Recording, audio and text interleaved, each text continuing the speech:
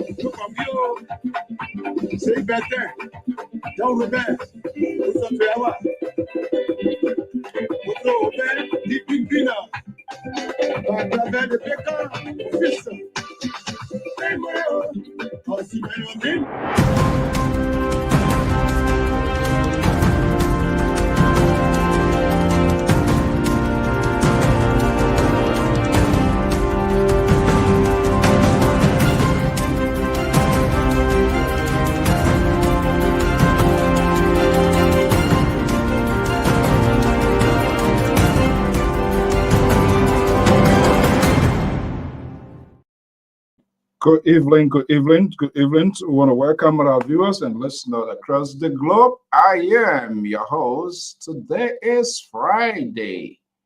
We want to welcome our viewers and listeners across the globe. Thank you for sharing your evenings with us right here from the New England Bureau.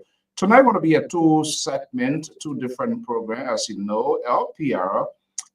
We are also deeply involved into what is happening in our community, not just on its capital buildings, executive mansion, maritime, or whatever, but we also got to take a view, got to take a trip of what is happening right on our feet, because these people potentially, after serving their community, they want to go on Capitol Hill. They want to go in the Oval Office. So we start to put that in check. We start to have a conversation with them, things to do, what they are engaged in. So a group, a Liberian diaspora organization here, everybody is somehow, some ways involved in the development of their regions, their locale, their towns, their districts, their cities as well.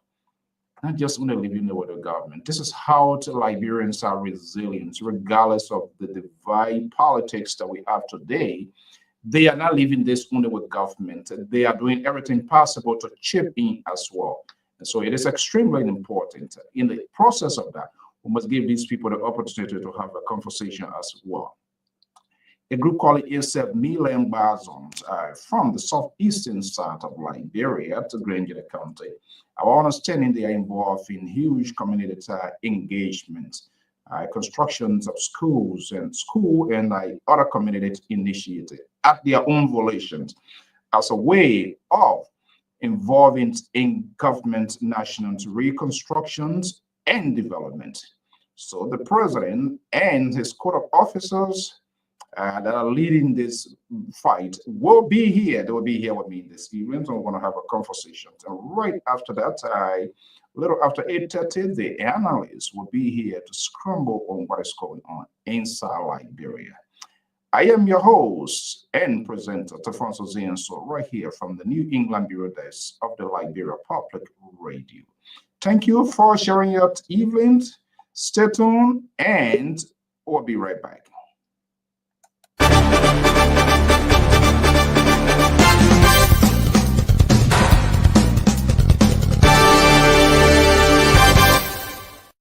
You've worked for months to bring your or your client's event to life, but unfortunately, the world had another plan. In reality, the only thing you lost is the venue. We take your vision for hosting a virtual conference and bring it to life online.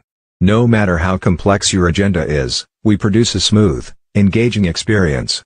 Call the Liberia Public Radio today and schedule your event. Our number is 682-433-8802. If you prefer to submit your request via email, please send the request to liberiapublicradio2012@gmail.com. Our staff are standing by waiting for your phone call.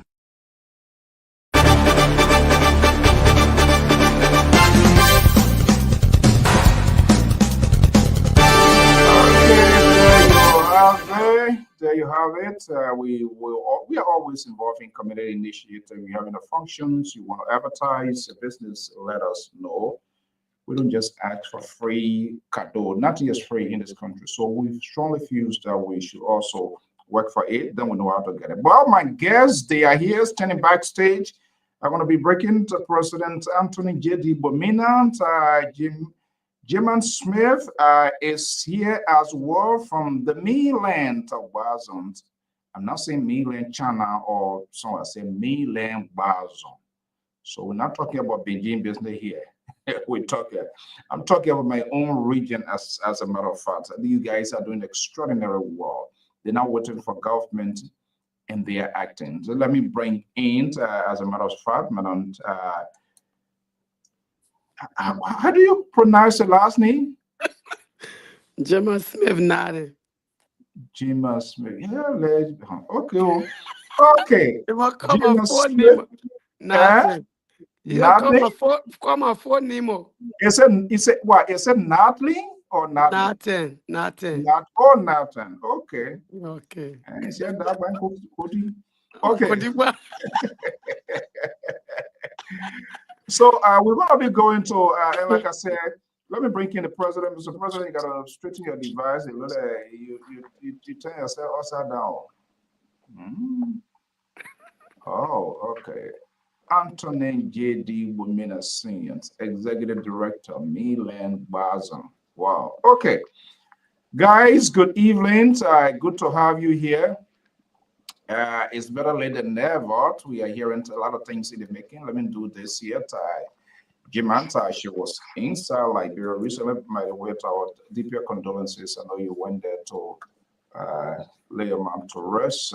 It's this kind of thing we see wake up some of us or too old to cry now. We cry now. I say, okay, man, there were plenty of beer that they start crying. They will start taking it differently. But on a serious note about DPS condolences, why some of the images, I think that's the best thing. The old people, the reason they brought us here to take care of them, and then when they are gone, we get them to be feeling better. And I believe pretty well I saw all of those images. It was colorful. It's a clear indication. The one who don't take care of their parents when they die, they don't care. They just say, okay, right now I get no vacation time. Right. but those who care for their parents, a life that is a saint. Thank you so much. So proud of you, and good to have you here. Okay, let's see, Mr. Amos Zawanja, one of the Harlem consultants. Wow. I mean, how much they paying you? So I would be deputy. I like your you. Check your mic. Oh. I'll mute your mic. Look down. You want to check your microphone to see something not right. Go right down there. Let's see. I have it muted. Let's see. It's still look down is the screen. They see mic. MIC mic. It's the camera. You're visible except your mic is the 5 icon that down there. So all right. Airplane can blow on. So maybe the airplane leaving behind. Oh yeah, maybe the ticket you bought are not correct ticket. Down, you see, mic down to your phone. Is that a computer or phone you're using? It's not even. Computer, then make sure you look at the volume of your mic, whether is the microphone icon, whether it's not way down the hill there. Or leave and come back.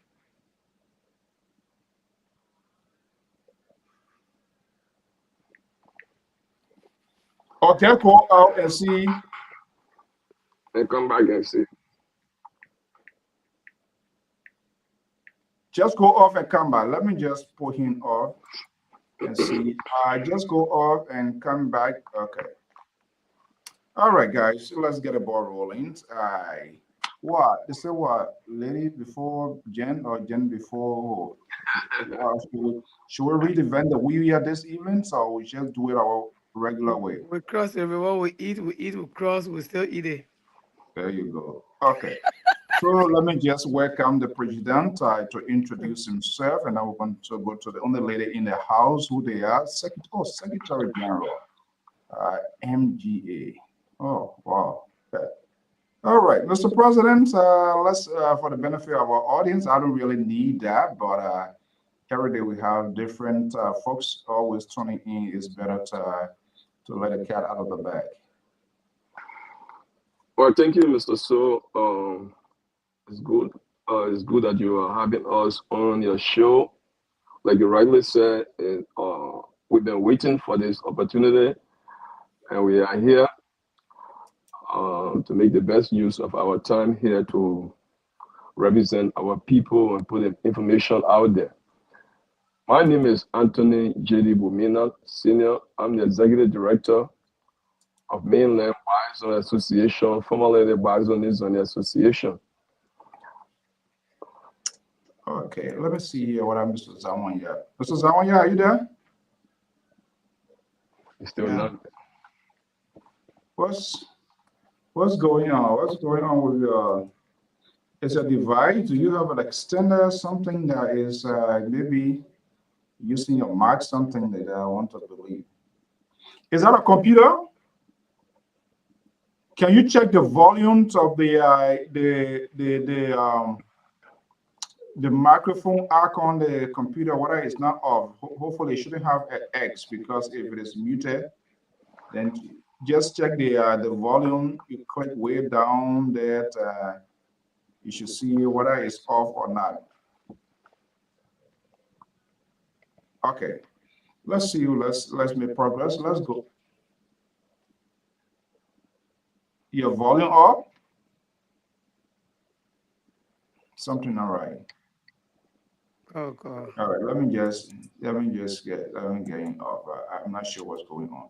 Okay, let's go to the Secretary General of this organization, powerful organizations, the chief communicator. Let's bring you in. So please introduce yourself and tell us, even though the title is there, but maybe to re-echo your role to this organization. My name is Gemma Smith Nathan. I'm the General Secretary of the Mainland Bison Association. And I work directly with my president. I'm also the office assistant to the president, Mr. Anthony J.D. Bomina. So you are getting two salaries, you're getting two pay. Yes. They use one stone to kill two birds. So that I double my salary. Okay. Okay, guys, good to have you, like you said, and hopefully I know there's a big day ahead. We will keep having this up to the time of your gathering. But let's set the stage here for the benefits of those that are viewing without them just going with a wandering mind. Where is Million Bazon? Where this one coming from and all of that. Mr. President, let's give you the chance to give a little bit backdrop of this organization, what is it about? Well, thank you, Mr. So. Like I initially said, this organization has its origin from Liberia, specifically from Grand Juda in the Bison area. And our people here have decided to put this organization together to be able to give back to our community in Bison. We also extend helping hand to other regions, and specifically this organization came together as a result of the idea for our vision bearer, from Andrew Moore and his squad of officers who are on the board and funders, so that we can be able to give back to the mainland area. The mainland Bison is the region that comprises about 13 towns. I think you know the area very well, but for those who don't know, it's within the region of Bison District. So from Poland, going to Chancellor, to Zwaja, to Wake, to TDD, to Deble, to Quell, then you come to Junuzon, and then you go to Baka Town, you go to Siraken, you go to Kuri Town, and then the Secretary District headquarters, which is Jauli, is part of mainland Bison. We now have another town that that is now in the region called Mongo Town. So all those towns and villages within that region are up within the mainland Bison area. So this organization came into existence as a result of the fact that we have our indigenous in the diaspora who thought it wise that, look, we need to put together and see how best we can give back to our people. So that's how the idea came about, and that is what we are doing. So it's a humanitarian organization, and then what we do, we just give back to our people, because like you rightly said from your intro, government cannot do everything. So when you find yourself somewhere where you'll be able to give back, you do it collectively, and then you will be able to help your people and do what the government is not doing right now. And probably that would be a good thing, because we can't look up to the government to do everything for us. So that's how the idea came about. Wow, that's quite interesting. And for full disclosure, I too a son, so I know much of it. But let me go to the Secretary General of the on grounds that we have these non-for-profit social organizations involved in multitudes of roles. But sometimes we see how people get at people in different forms and shapes, bullying people, and feel that women should not get involved. Madam Secretary, let me just ask you, why are you involved with this organization? What time do you have? What were the things you took into considerations of some of our young generations, their approach to people? It doesn't matter, they don't care about age. They just say it. So it's the ultimate sacrifices I know when it comes to these non-paying job. Why are you so involved? What is the significance? Thank you, Mr. So for me, I was born and raised in our area there, so I know what we went through, coming up. And to take you back a little bit, our people from the beginning, they didn't believe in educating girls.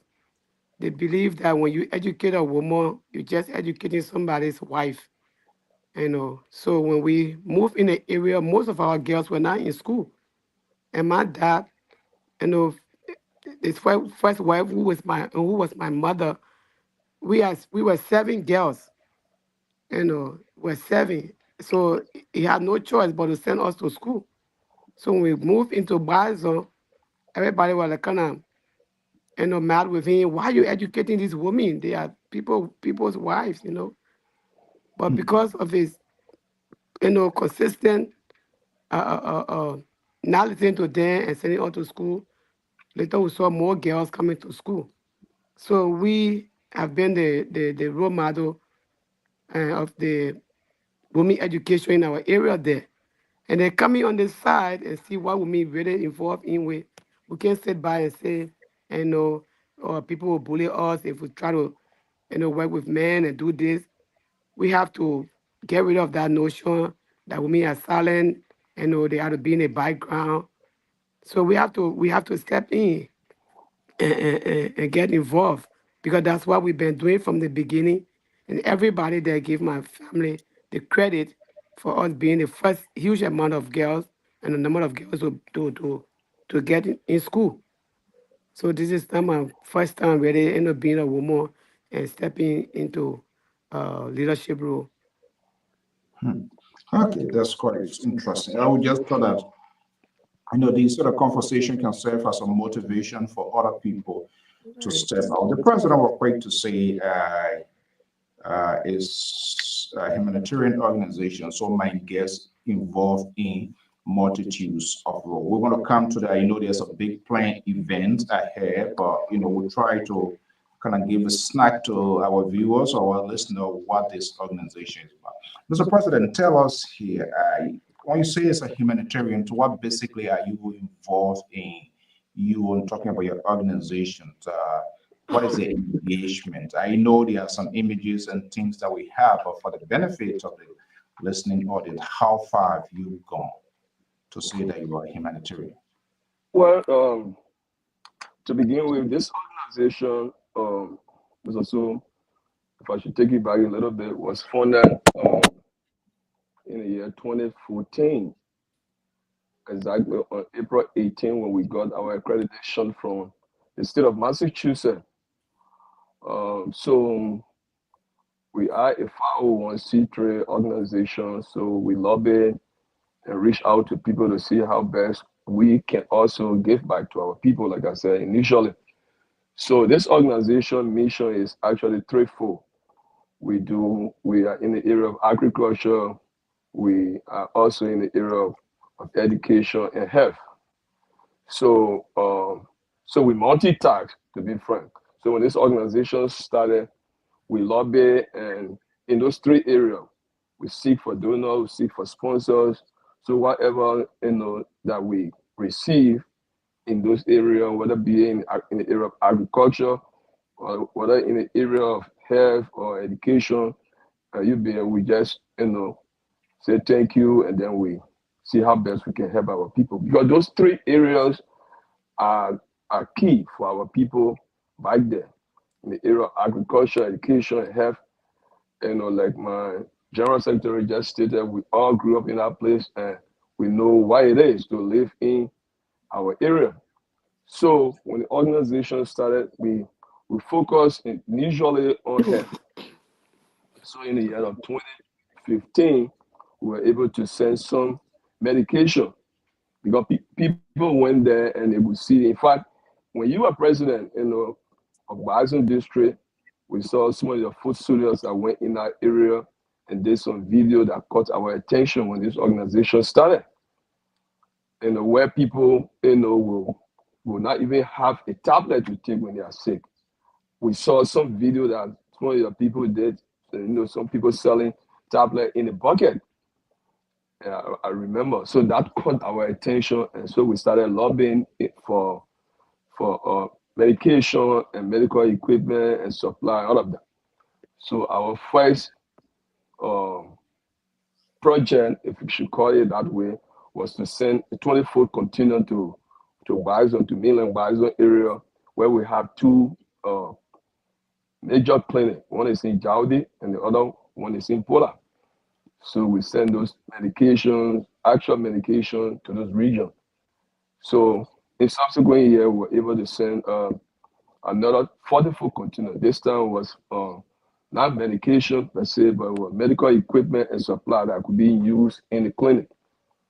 So we were able to send that. And then we received, a petition from Pola, which is my town, by the way, that they needed our help. They were constructing a waiting house in that town for ladies that come from nearby villages to go in to Pola clinic to give birth.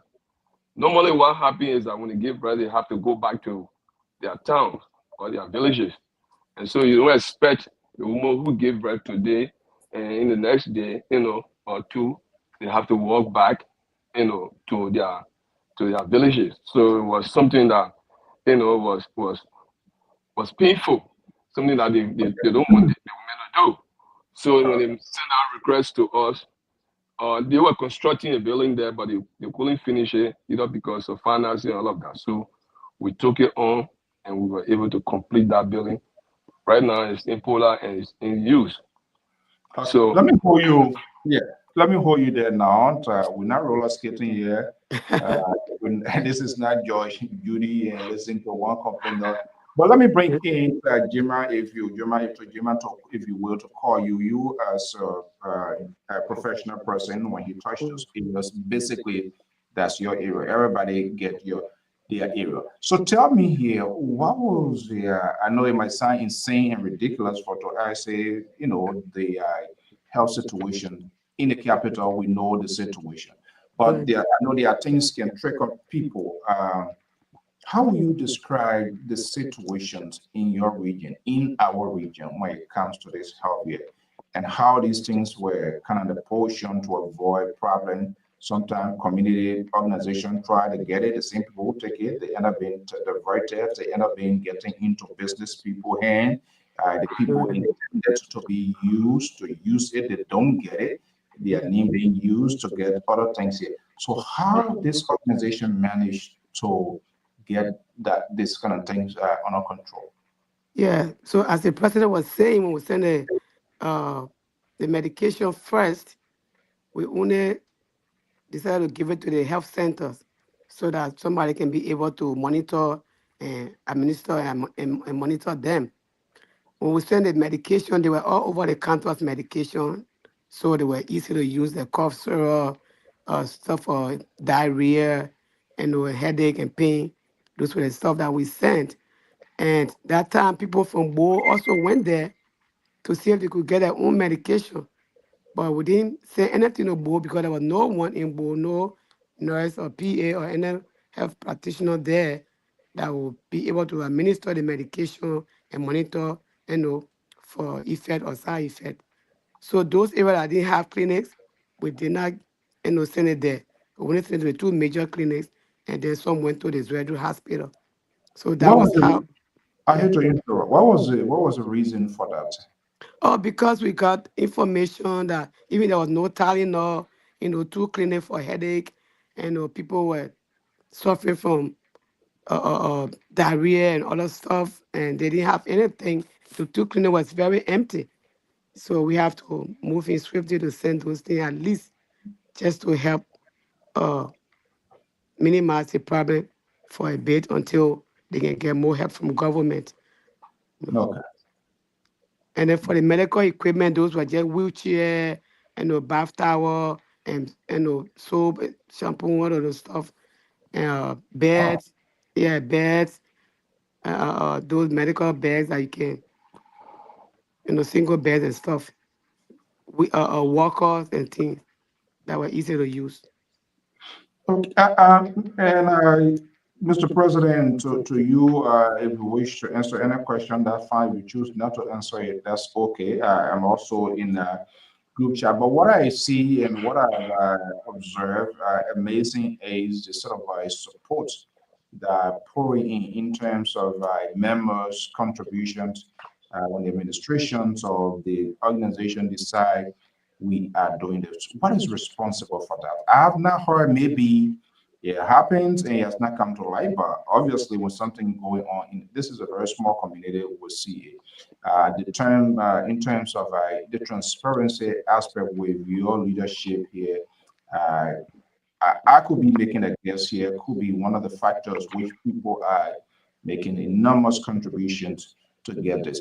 Why? What is the strategy for that? Well, it's also thank you very much. Uh, any organization will thrive in this country based on what you just said. If the organization, the leaders are transparent, if the leaders have integrity, if they are honest, they're accountable, they feel that they are accountable to the people will feel, relaxed and feel that, okay, we can work with these people. But many times in this country, around here, sometimes we have money problems in organization. It has never happened in our area, in our organization, because we have people who are responsible, people who can agree to be accountable to their people. When you hold a position such as what we have now, the foremost thing you need to understand is that you are dealing with a variety of people, and what you are dealing with, the resources you are dealing with, they are not yours. So you have to be credible enough, and that's the only way people can trust you and give their 1 cent, 2 cent to you. If you can't make report, if you can't periodically tell people how much was collected, then people will begin to have doubt. In this organization, so we don't play around money. We have a financial committee that is in place. We have the board of directors that is in place. In fact, what we do is that we set up a system where we do online banking, and when the bank statement comes to go to the board, so they have the bank statement, and we who run the day-to-day activity, we have people in the area. We put people in the area who understand what it means to be an accountant, what it means to be a bookkeeper.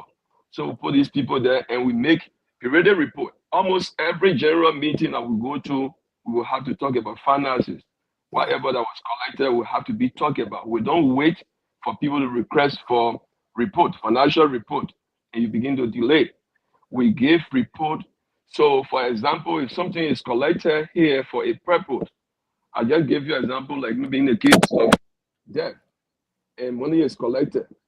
Sometimes people take advantage of the fact that say it is debt, they just collect the money and then do what the dispensers. So we have sent the money. We don't do that. What we do is that we call meeting and read out the list, even though the list is published in our chat room as well. We also read out the list. When I came in this country, one thing I realized was that when money is paid, some people feel that, okay, those who don't pay, who have not paid, let us not read the list. People will get ashamed of that. So that was the first thing, and it leave a real big gap for someone to misappropriate people from. If you can't read out the list, nobody will know how many people pay and who pay. So that was the first thing we put in place. We have to read out the list to know who all paid, how much was paid, and how much was given out to the family, probably that is bereaved, or whatever that we are doing. So that's one of the things that we do. Another thing we do is that when it comes to using money, we don't just use money. When the money is collected, we go to our general meeting and tell the general membership, because the organization is a membership-owned organization. It's not for one person.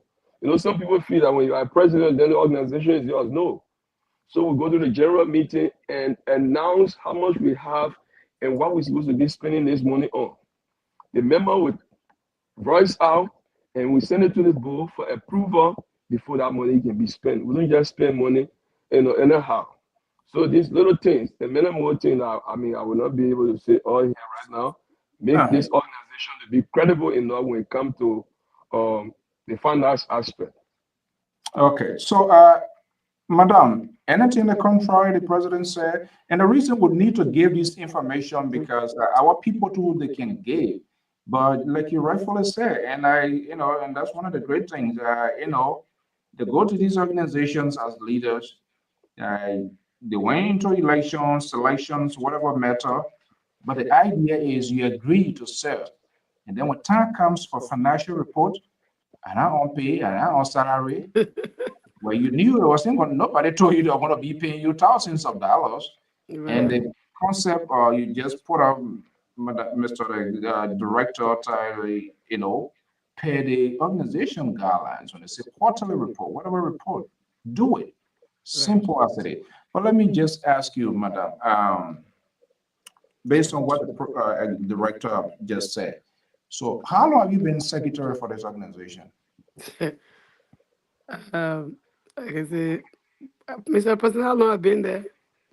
Oh, She been serving various positions, but we just appointed her officially as the general secretary last year. Yeah, okay. so basically, you are an insider. So Right. you're Right. inside. Okay. So talk about the transparency aspect because this is very, very much key. It's important. We sit on this network and other places. We frown on government, the lawmaker they can see, they want they can do this, they can serve on small business. We I ourselves, know. people got to be held accountable. Like the director just said, and you as a lady, and I know you professional person, the transparency, what is the transparency aspect of this organization for which not just only people from the mainland, but other Right. people say, okay, I can support this initiative. Is the book open? Do I Right. have to So make anybody got to make appointment to no see what's way. going on? So our financial record is like open book. So like for example, the confusion is coming up. The first person that pay their money, the minute they will start a list. When John Brown pays, we just say John Brown $50. And right away, everybody will see who the first, who the second, who the third, and the list goes on. And once your name is now on the list, everybody get motivated to start paying. So your picture is there, your payment is there. So everything is open. People doing their own calculation. Even before we give the financial update, everybody already knows what is in the Right, account. right, So it makes the way easier for us. And then sometimes there's no even question to ask. right, They will say every right, time, oh, you're giving financial update, we already know what's there. right. So our financial record is just like an open book. Everybody have access to the information. The only thing you don't have access to is to go withdraw money. And before they used to say our account used to be once in, never out. It was hard. It's just hard to just nobody can just go in the account to take money from there. Okay, all right. Okay, now I'm getting something. So there is no way. Oh, this is executive director and executive director phone number will be all of the officer phone, and no calling overnight. Hey, I need to get this disbursement. There's process involved to disburse money. Is that what I It's, get? yeah, it's a serious process Let me involved. just say something. I think and also another thing is that when you put credible people in position that require credibility, then things will be straight. I tell you this: the chairperson for the finance team is Madam Elena Powell. Ah, Okay, so lady, that tells you the treasurer is Madam Rita Cafe. Okay, so these are people, even when we need money, and then the body approve it, these people, it will be another process that you have to be my patient, go own, my through. Okay, own aunt Elena Powell, she's a fan. Oh my goodness. so Man, that man, tells once you, in, never out. yeah, so when the money get in, that's what she was saying. When in to get it out, it's difficult. So you really need to provide reason why that money will be taken out. Yeah, But I it's think no it's joke. better because that's one of the things that get our whole entire community because leaders they take advantage of people kindness, their way of giving. They take people money, they use it in a kind of way, and then when time comes, it becomes a headache. You kind of go to court in order to kind of go through me. Yeah, I Mhm. need money. I don't do this. Okay, let's go back to the medical supplies. What could be the price on it? We need to talk about that. I know we can talk about other things. How much does just concern me? sent. How do you guys go about it? I'm sure members, individual members, also tap in with their contributions. What could be the cash price on those consignment logistic you guys send? Well, I will speak to that. This is a 501c3 organization. So, like I said, initially we reach out to our donors and sponsors and partners, people that we work with. So, on these two occasions, we did not pay a cent to receive this item.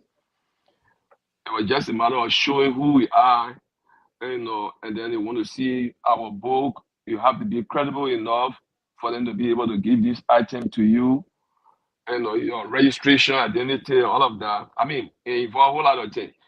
So if I tell you how, I mean, almost over 100 emails that we have to, exchange for the organization, for our donors to be able to donate this item to us, especially for the 40-foot container. And they donated it and shipped that container to Liberia. Wow. Yeah, they shipped that container to Liberia. It cost them over $9,000 to ship that container to Liberia. And one of the conditions they gave was that you have to return the empty container.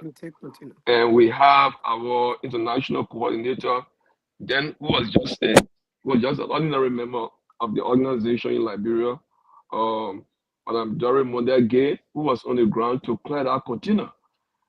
And we didn't pay a cent to do that. I don't know how she did it, but that's what she did, and clear the container. And but then we also have an office space in Liberia, somewhere in Bannersville, where we were able to store this item.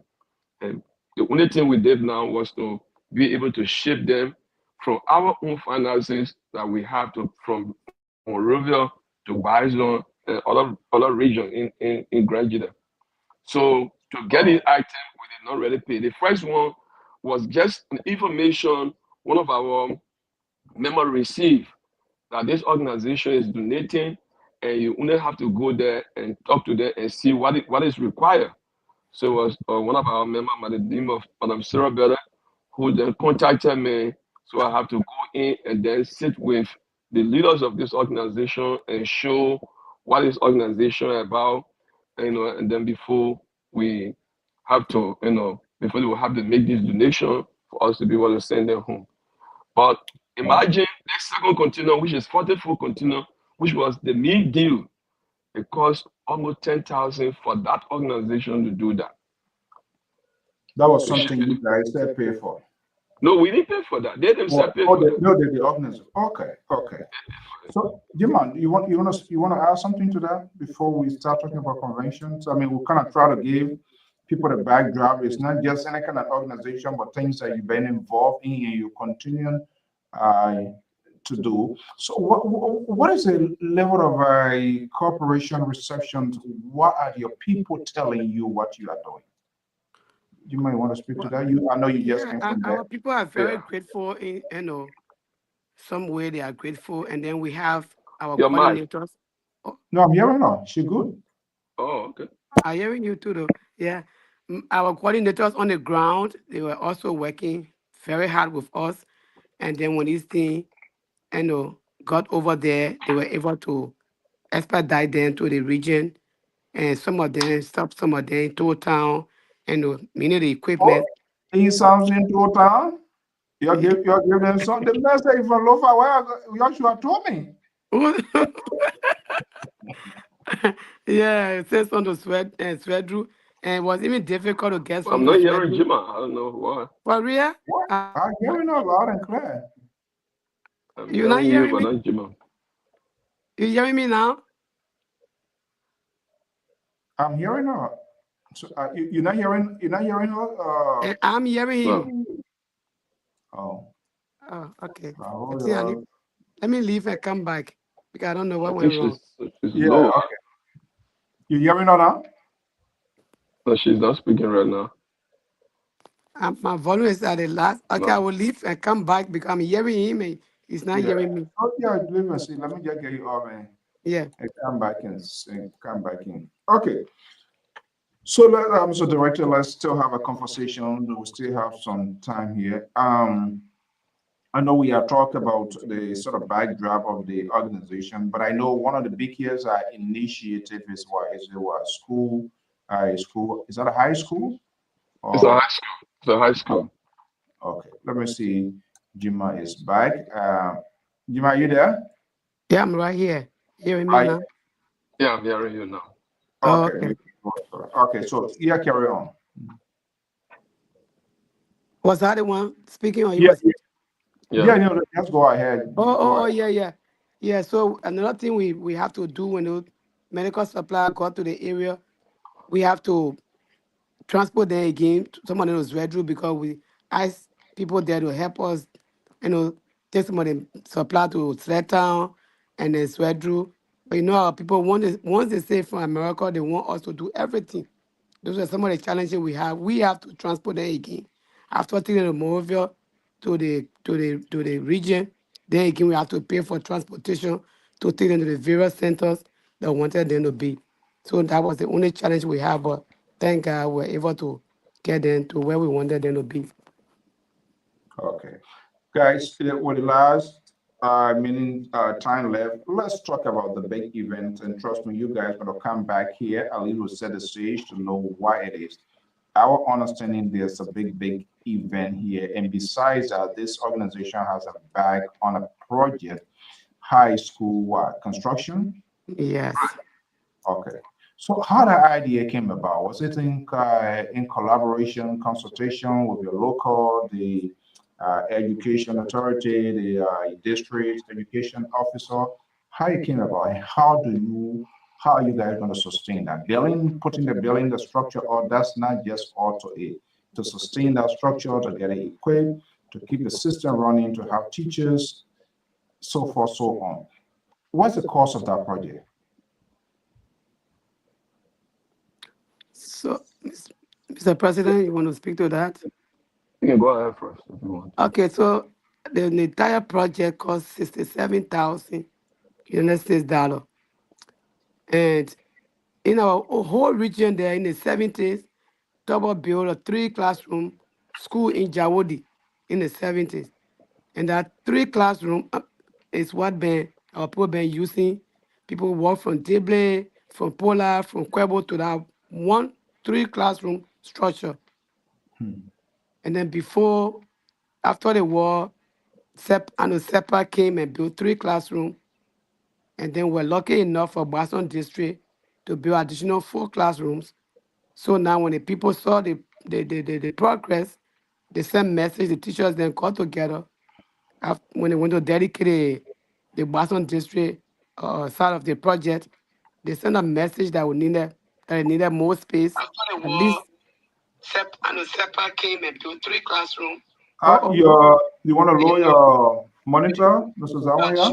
Are you hearing us now? Yeah, I'm hearing you. Okay. So what the who hijacked your system?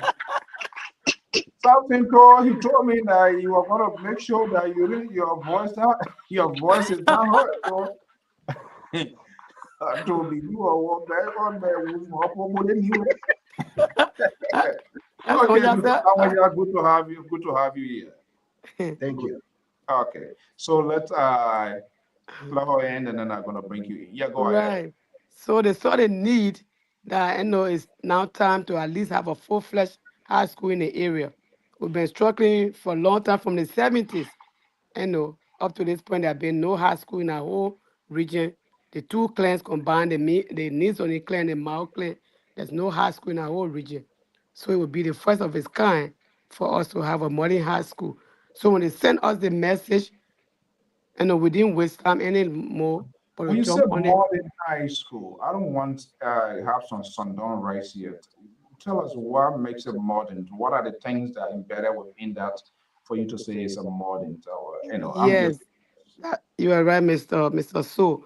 This will be the first of its kind for us to have a school that will have a computer lab, science lab, and cafeteria, restrooms. This will be the first of its kind to have such a building. That's why wow. we are constructing the school building that we are putting down. Additionally, Yeah. It will have science lab, computer lab, and they will have a big library for students to study. You will have cafeteria. Children not just be eating all in the schoolyard and know where to sit down. And then additionally having a administrative building that have principal office, vice principal, teacher lounge, and all these things that you can see in the actual high school. All of these facilities will be available. And that's what we call it a modern high school. Surrendered. Indeed, it's a modern high school. So now let me bring in the consultant here. I don't know what the kind of consultant say he provide. The consultant and thing like Bureau, they make a lot of money, but I believe this one is a pro bono work. He always like to give back. So Zamaya, good to have you in here. We are talking about your region. We are talking about your area. We are talking about your community mainland. How you got into this here? You long been in these organizations. Wow, no retirement yet? No, he refused to retire. Yeah, Mr. So, I want to say a big thank you. As our information minister, you reach out to our people globally. We appreciate that. With me, I like to make things work. So what I do is before Mr. So carries on any activity, I have the blueprint already. So I go ahead to make research, now waiting for something to be done before starting. That's me. So when the president says, "Oh, we want this," I'm available to provide it. That makes me the consultant, not only for Million Bison, but for most of our Liberians organizations. Yeah. Yeah. So that's me. When it comes to preparing documentation for our NGOs, I stand ready to work it out. It is left with us to do what the IRS tells us, and that's what we do as Million Bisons Association. We follow the principles, the guidelines of the IRS, and I'm thankful to God that my effort in that direction is not in vain because we accepted it to work in line with the IRS so that we can achieve what we want to do.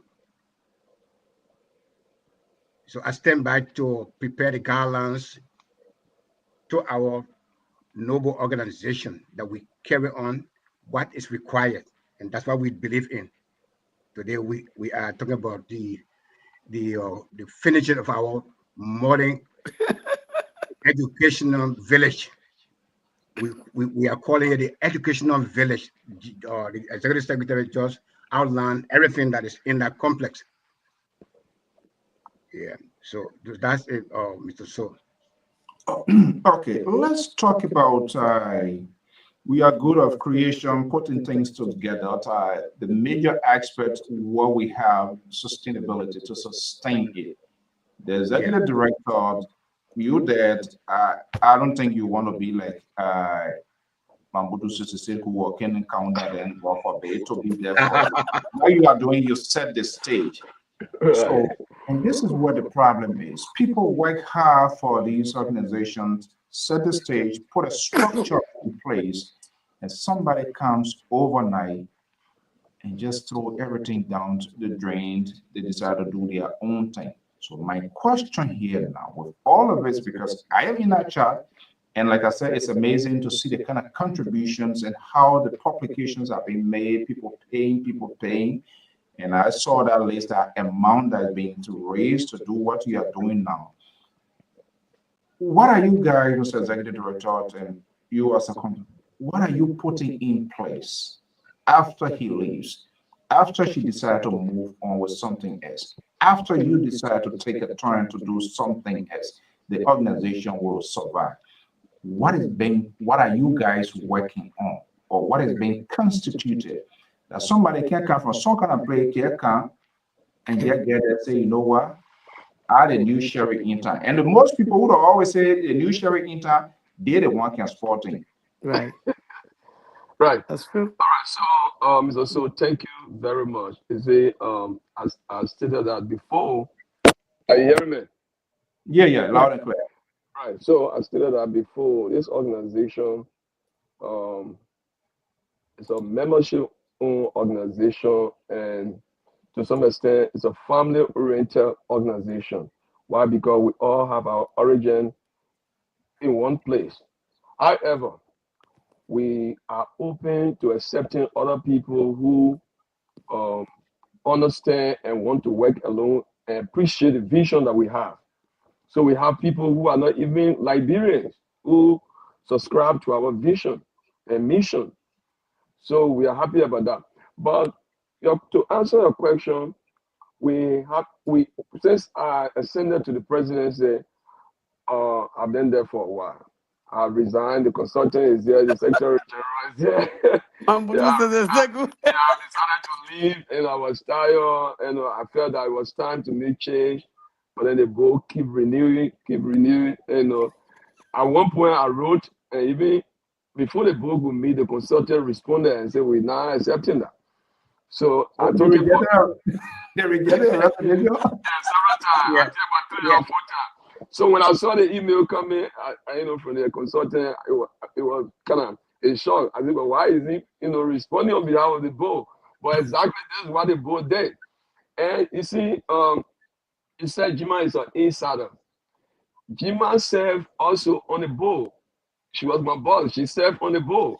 So she been playing whole lot of positions in the place. So she actually understand what the organization is all about.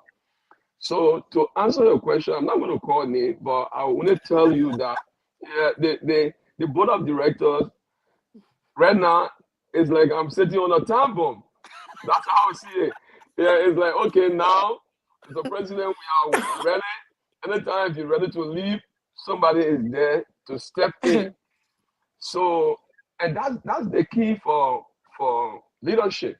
If you are a leader and you want to leave, you should have somebody who will be able to continue and carry on. I mean, there will be some changes which I agree to. But this organization is not a political organization; it's a humanitarian organization. So we all subscribe to what we are doing. So the person who they are looking at now, that I believe they're looking at, also is working alone and knowing exactly working along with me, working along with the board, Who was the working person? along with. No, I don't want to No, call names. we can't tell you now. We I can't can't tell you tell now. you. Who Because was I'm not too the, sure, but it's like, I feel that, okay, they are looking we at are not somebody. we are not in your society, but maybe the consultant will ask me. Yeah, then when you come here, it's a public conversation that we are having. So Because I'm not. people get a habit of creating minority and majority black and all now. So we Okay, but we have so many qualified people who can step in now. The, Yeah. the executive vice president of this organization is Moses Eric. Yeah. Moses has Nini. been, yeah, Moses Eric has been I in the said area. Nini. No, I don't know, but I can say he can also step in. We have uh, Jima.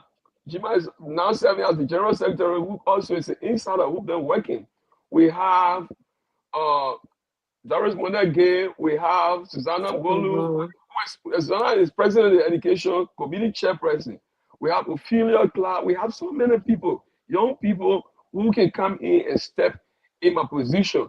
I will not be Susan able to Brown. lead people because sometimes Susan Brown, other people, Charles Buena, there are a lot of people who can step up. But the reason sometimes I don't like to name people is that when you miss someone out, and then they say, oh, maybe you planned it, they are not too important. But I can tell you, the day the board accept that I should leave, they will have a team, that will get in, and I believe they will continue in the right direction. And when I leave, I'm not just going to go into retirement. We'll also be around to ensure that the leadership will continue in the right direction. I have people that work along. I work along with. Look at Mrs. Zawanja. Mrs. Zawanja is capable of becoming the director of the board. He's capable of being the president. But he chooses to be a consultant to play that role to help the leadership achieve what we're supposed to achieve. So we have other people who play key role behind the scene that you don't see. Maybe you just see the executive director who is the chief spokesperson of the organization, but there are other things people do that make my job easy. And there's something that we're Mr. So when the general secretary said the people asked for high school, it was conditioned on the fact that we had a situation in our region where teachers who were in the classroom were volunteer teachers, and those who were being paid were just few. So people had to step out to go and volunteer in the classroom. But when somebody is volunteering, then the person is not actually accountable to you. It's just volunteerism. So some of them were stepping out of the classroom, and then we got that information. Our program director in Liberia, Reverend Harris W. Tour, send that information and send the statistics of the teachers to us from town to town, the number of students, number of teachers. So we have to step in to carry a Christmas package, I think 2 years back, for teachers who were volunteering, and even those who on government payroll, in the token of financial assistance, so that they'll be impressed, they'll be energized to go back to the classroom and work. So it was based on that that they made the request for this high school. So to answer your question, what are we going to do with the high school when it's built? Well, the first thing, the high school is for our people. And when the high school is built, we are not just leaving our high school. We have a whole lot of things to do. In fact, quite recently, we just established a mainland Bison education, a mainland Bison school system. We have established a school system. And then we are already, the teachers came together too. They are already established a mainland Bison Teachers Association. So that school system, the government is in control, but we also want to help, as a partner to the government to make sure that our area get what it's supposed to get. So that system is going to be monitored. We will be able to monitor our teachers, and we'll be able to lobby. This organization is a 501c3 organization. That's the best thing about the organization. We'll lobby and make sure our teachers are getting something to empower them. The next thing is to train teachers, to get them in the classroom, to be able to continue with the school, with the teaching. Okay, let me go to Mr. Zawanyat. Maybe a piece to add. Time is kind of like slipping. We want to go to a talk brief later. We need to talk about the conventions. I believe there's a homecoming, there's a convention coming. All right, Mr. Zawanyat, do you want to add to what the director said? Yes, I think he has said all, but just to go over the 3 pillars that we have. We have the agriculture, it was said previously, but these are the things that we want to implement. The agriculture, the education, and the health. We have treated the health part of the aspect of it, and we are now in the educational area. So as we establish the mainland Bison Teachers Association, we're going to make sure that every town that has elementary school and that school needs to be renovated, we want to address those issues. We do not want to leave out any town. Any town that has an elementary school and that school needs some support like renovation, or when time comes, or supplies, we stand ready to reach out to those schools. And agriculture, as soon as the school is completed, we'll be having agricultural aspect to be implemented. Our students will be engaging in agriculture. They'll be having little farm, and then the produce will be serving our own students for like during recess period lunch. So we will be self-sustainable. Okay, all right. Let's talk about the convention quickly before we sleep. But before that, are there folks, teachers being compensated what they are doing in terms of giving them some sort of a stampedes or whatever? Like, are you guys involved into that, or having some in back end teacher training just to prepare them, something of such, or is that something in the making? But to answer that question, we did it once. And because of this major project that is on here, we have, I think, about 6 teachers that just went for upgrading courses in recent time, and that request was made to us. But we don't want to overburden our people with contribution. So what we told them is that, look, we are engaging in a major project now. Once that project is done, we'll be able to turn to something else. So what we are doing now is just to collect the statistics of our teachers and the students, and it's in the making what we're going to be doing to help keep them in the classroom. Okay. All right. Good. Sound good. Okay. So let's quickly here. Let's do a quick run through with the convention. When is the convention date? Where and what are your expectations, Mr. President and the Secretary General? Convention date. But the convention is scheduled to be held on the 18th, 19th, and 20th of July, with the 19th being the main date where we're going to have the ball. The 18th is going to be meet and greet. Those are systems that you brought into the community. We still try to follow some of the good ones. So the 18th is going to be the meet and greet. On the 19th is going to be in the morning. Is going to be the business section where we will meet and then review another either 5-year or 4-year plans for this year, 5-year plan, so that and then when we take over from the present leadership, we'll be able to continue in that direction, and there where we discuss and make overall financial report and all of that, and then in the evening hour is going to be the ball. So during the ball, we expect nothing less but our members, our donors, friends, well wishers to come around so that we can meet and eat and celebrate our achievement. Like the General Secretary was saying, so it has never happened in our region.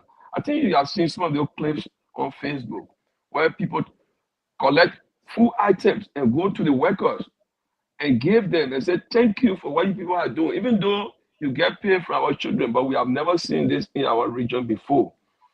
So some of us were born in our region. We never saw it. There was no high school. There's no junior high. And today, the sons and daughters of Mainland Wild Zone have come together to give back, building down high school. So we expect everyone to come so that we all can sit, and embrace one another and say thank you to one another for what we are doing. Because people work their double, triple, and they contribute their Right. little, so it's about time that they come and then release the stress. For 4 years now, if I'm getting it right, we have not had convention because especially last year we were supposed to have convention, but then the leadership came out and said we're going to pause everything with regard to convention, focus on the fundraising aspect.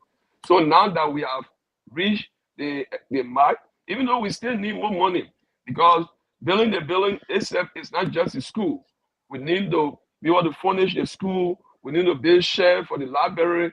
We need to be able to get the computers in, and we need to have desks and tables and blackboard for the school. So we use that occasion as well to raise funds and encourage those who have not yet paid to be able to pay. So that evening we are going to be engaging people. We are even inviting other people who have experience in this non-profit organization setting so that we would engage them, to them, and see how best we can network and form partnership. So we will expect to have change agent, our implementing partners, they will be there, and other organizations that we have written. Some organizations have volunteered based on what they have seen on Facebook to come and then spend the evening with us. So the Oh, program is going to be held in Providence, Rhode Island, and it's going to be held at the Knights of Columbus on 11675 Douglas Avenue, which is North Providence. No problem. What is, I would say, donation? What is the donations? Analyst, the link is already out. What is the donation to attend the sort of coronation? But the members, I think the secretary can go in with that. yeah, for the members, we're paying $50, and the outsider will pay $20 to come and celebrate with us.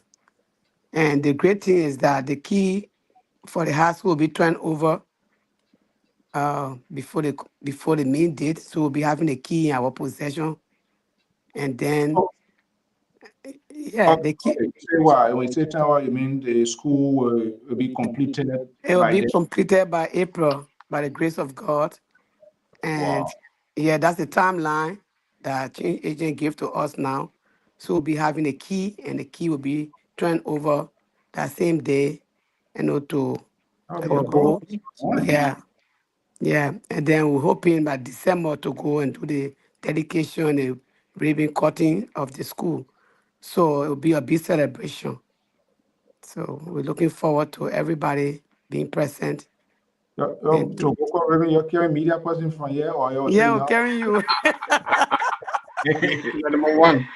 Number one, and So, Mr. Zawaya, I think there should be a signing you, and since I got to know you, and like you are correct. Every organization, you're one of my motivational person in terms of what we do and the community engagement. You will be a happy man. This is something I think that you have been fighting for to be Yeah.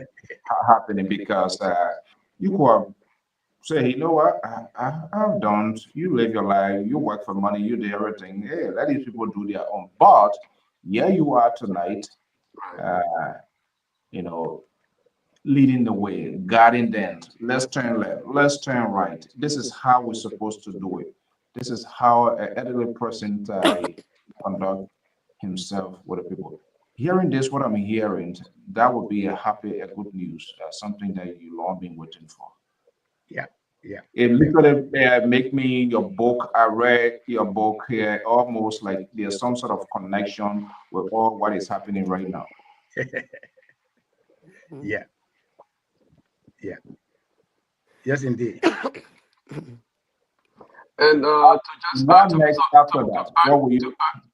to add to Mhm. Mrs. to add to you, Mrs. Zawanja has been very, very instrumental in getting us to where we are. And but let me tell you something. Sometimes we disagree to agree. You know, sometimes we argue. You know, we have Technical man we, to it. yeah, he's very technical. So now he wants everything I say we should just follow. Then it doesn't work like that. We have opposing view. So even to get this thing started, we will meet and then it's broken down. We meet and then it's broken down several times. But eventually, at the end of the day, we are where we are.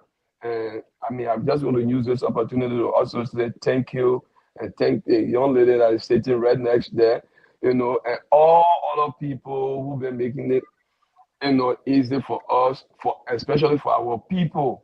We all need to be involved. If you are not involved yet, be involved so that our people will be proud.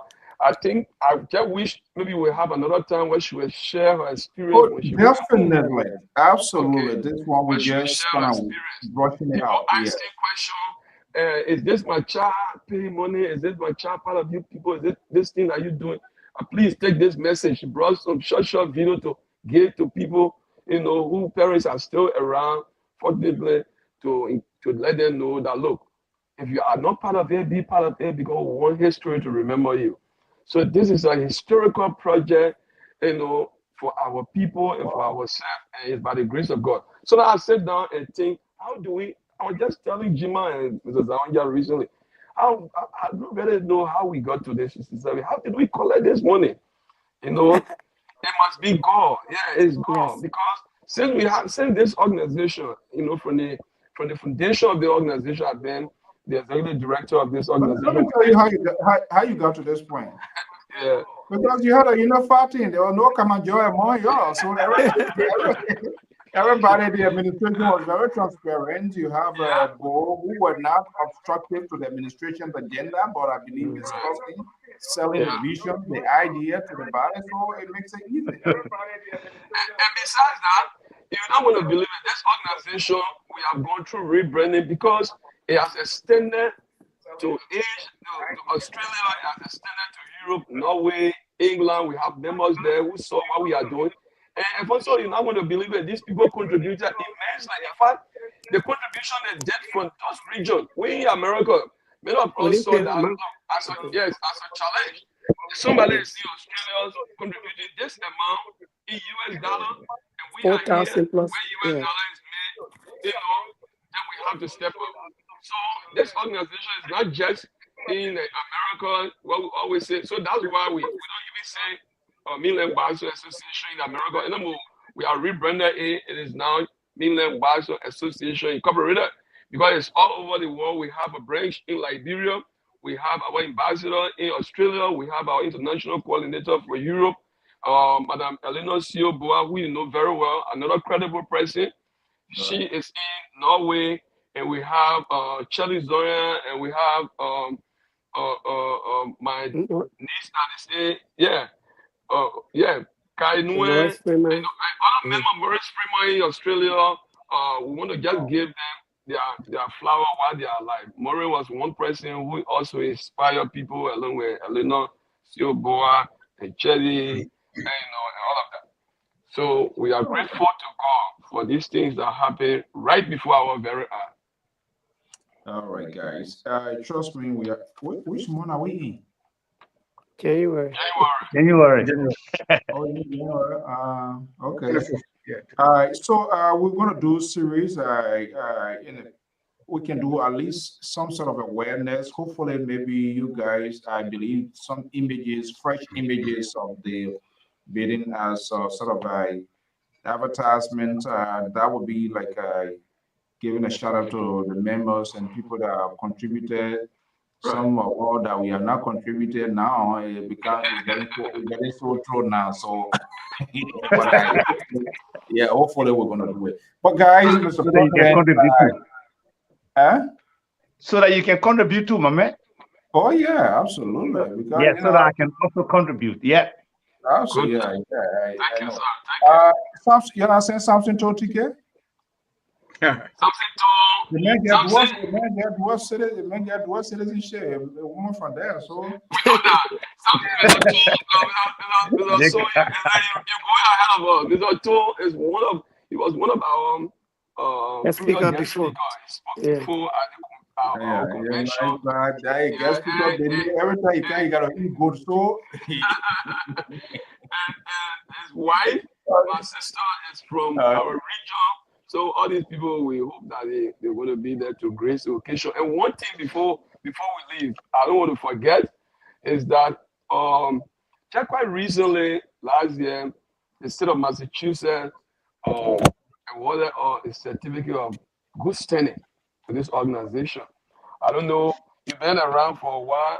I don't know whether you have heard that, but we were sent, a certificate of good standing from the state of Massachusetts. And then just few weeks back, we got a letter from the mother organization of our graduate community in the United States, Graduate Association in America, GGAA, that we won a prestigious award for our credible services to our people. So that award will be given on the 1st of February in Georgia.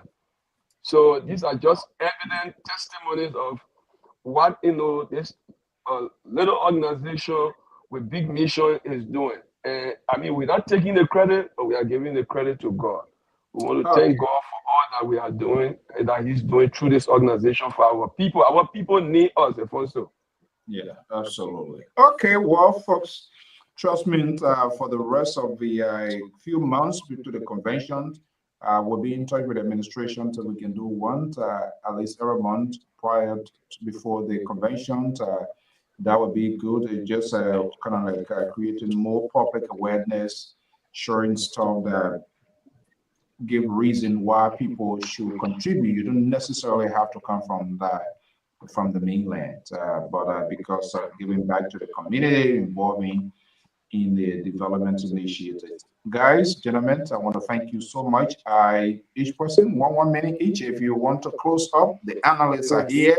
We are about to talk politics, the Washingtons, they are all here now. So I can't wait. Some of them just coming from Liberia, the in high spirit. So we're going to be talking to that. Jima, you want to go first? What would be your final Yes. word? Yes. So my final word to all our people, brothers and sisters from Nigeria, from Liberia, from Africa, please be part of what we are doing so history can remember you. We are going to build uh, a memorial stone with everybody, all the donors' name engraved on our stone. So you don't want your name to be left out. Be part of what we're doing so that we can have your name written down too. So calling everybody, nothing is too small, to give. Thank you. Okay. All right, Mrs. Oya. Yeah, thank you, Mr. So, to conclude, I first want to say a big thank you for bringing us together tonight. And for those out there, we have said it all. Don't be left out. At the convention, we'll be displaying the names of donors, and the same names will be transferred to the marble stone that will be your name will be engraved, so that in the future, when the history that you are making today will live on. So we pray that your name should be added to. Contribution comes from anybody. We are so grateful to people of different nationalities that know the importance of education and have contributed. We want to bless God for each and every one of them. But those that have not paid, please be part of this history making. Thank you. Okay, Mr. Executive Director Anthony J.D. Womena Senior. Oh man, I want to see that retirement party because I think you have led a good team. Yeah, that's what when your community call you to serve, and I think now you're leaving, you feel comfortable because your effort, your energy, everything comes to fruition. So let's hear it, hear you before you take leave of us. Well, Mr. So I want to thank you again for all that you do for our community and people here in the diaspora, even back home. I think the consultant and the general secretary said all, but there's one thing I want to just say. We are not, the school that we're building, we are not just building walls, structure. We are building a system. We are changing the dynamic, the narrative of that region. We want to change the way our system has been for over decades. Now, our area is considered the remote part of Grand Jide. So this school is not just a building, but it's a system it's a new dimension, it's a new thing that is starting in our area that will help our young people, children who are not even yet born, that will come tomorrow and change, the life will be changed. So we are giving our today for their tomorrow. So we are calling on not just people in the mainland area, but school is a cut across our region. There are many of us who came in this country, we didn't even know that we were coming here. We came here, we started going to school here. Some people went to school here. We didn't know that we go to school here. So the school were not built actually with the intention that, okay, maybe Jima will come to go to the school, but you came and you took advantage of the system here, you went to school. So the school that is built there, people from everywhere will go. So let us take advantage of the fact that we are building a school that will change the narrative of our region, the Bo region, the Plo region, all other regions. Jawi is situated in the middle, so that high school is going to serve all the region. It's not for Jawi, it's not for any town, specific town, it's for the entire region. So we are calling on everybody to get involved and let's do it so that history will remember us tomorrow for what we have done. Thank you so much. All right, thank you so much, guys. So, Zawanya, the secretary, the president, the executive director. Thank you so much, folks. We are about to shift the gear. Yeah, thank The you. observance of the first Thank you. anniversary of the president. Our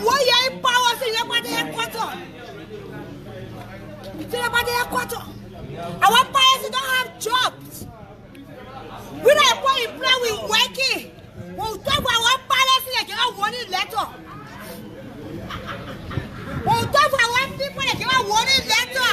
We're going to talk about one people that brought them a minister, empty and things that will talk. So what?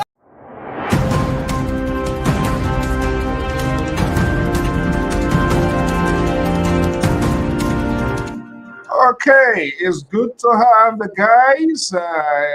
Dr. Malik Jones, one of the independent voices, co-host of the lead anchors on this network. We are glad, we are excited. We missed our guy, the co-host to the most liberal on this network. Jerry Boacom Boashin is here, legendary general journalist, formerly with the State Broadcasting Corporation. situation. James Akwe is here as well as we're about to profile. But guess what? Recently, our own man, Jerry Bacon, was in his own time. There's something traditional for it.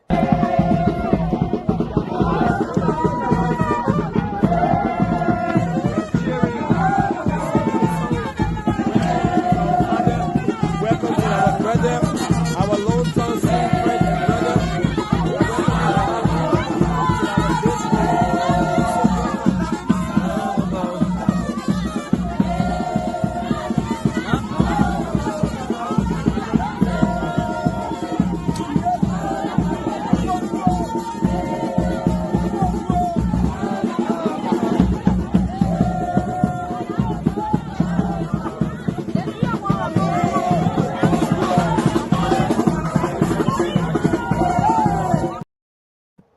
Wow, what a memorable tonight.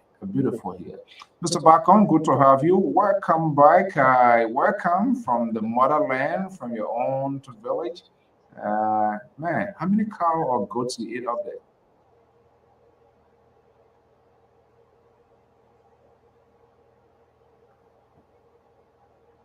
Mr. Bacon, are you hearing me?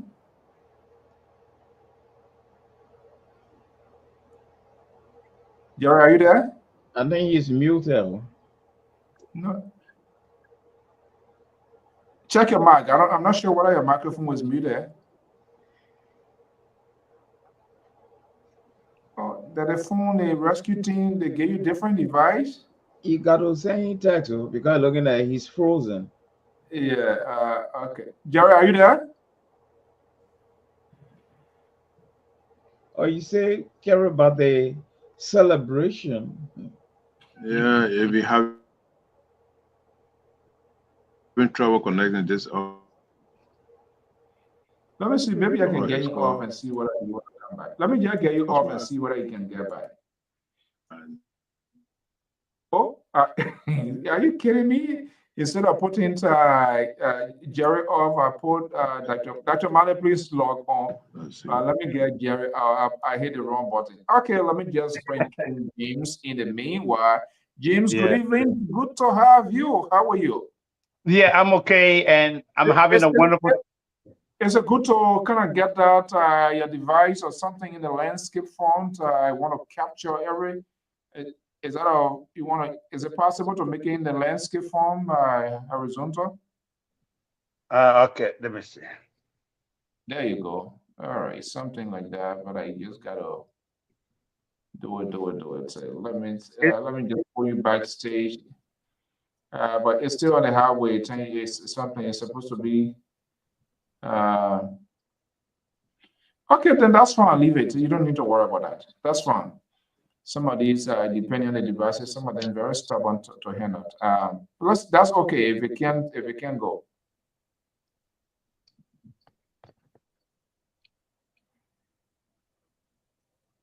And let me see. That's fine. You can leave it as it is. Okay.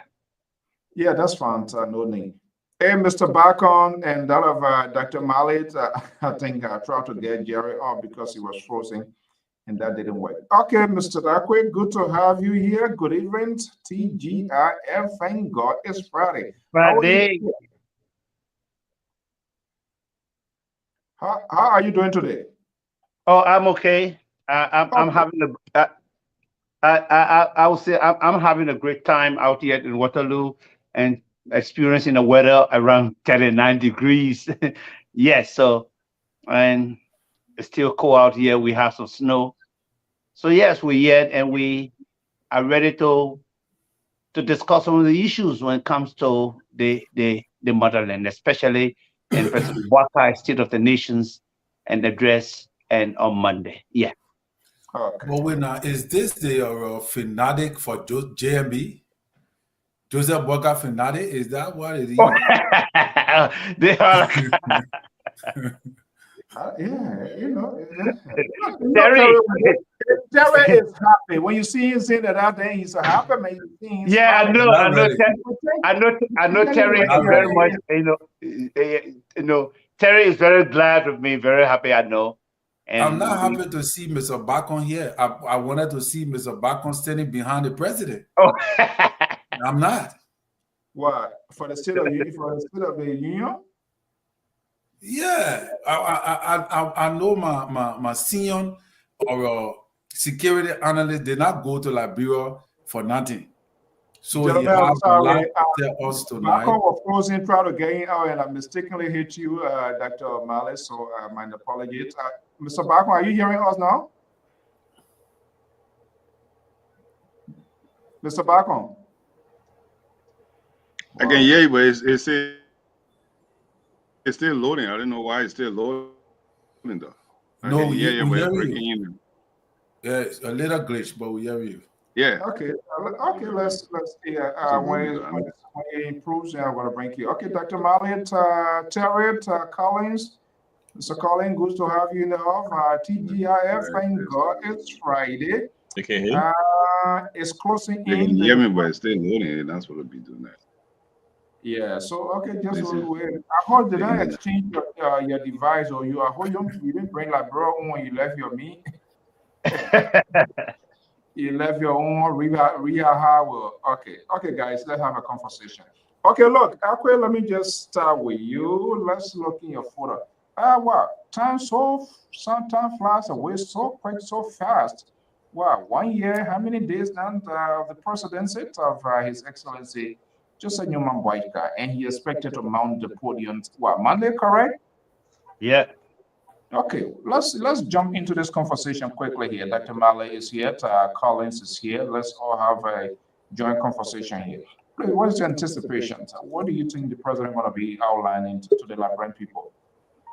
Okay, so firstly, and in line with constitutional provisions, and the Liberian leader or president will normally address the national legislature.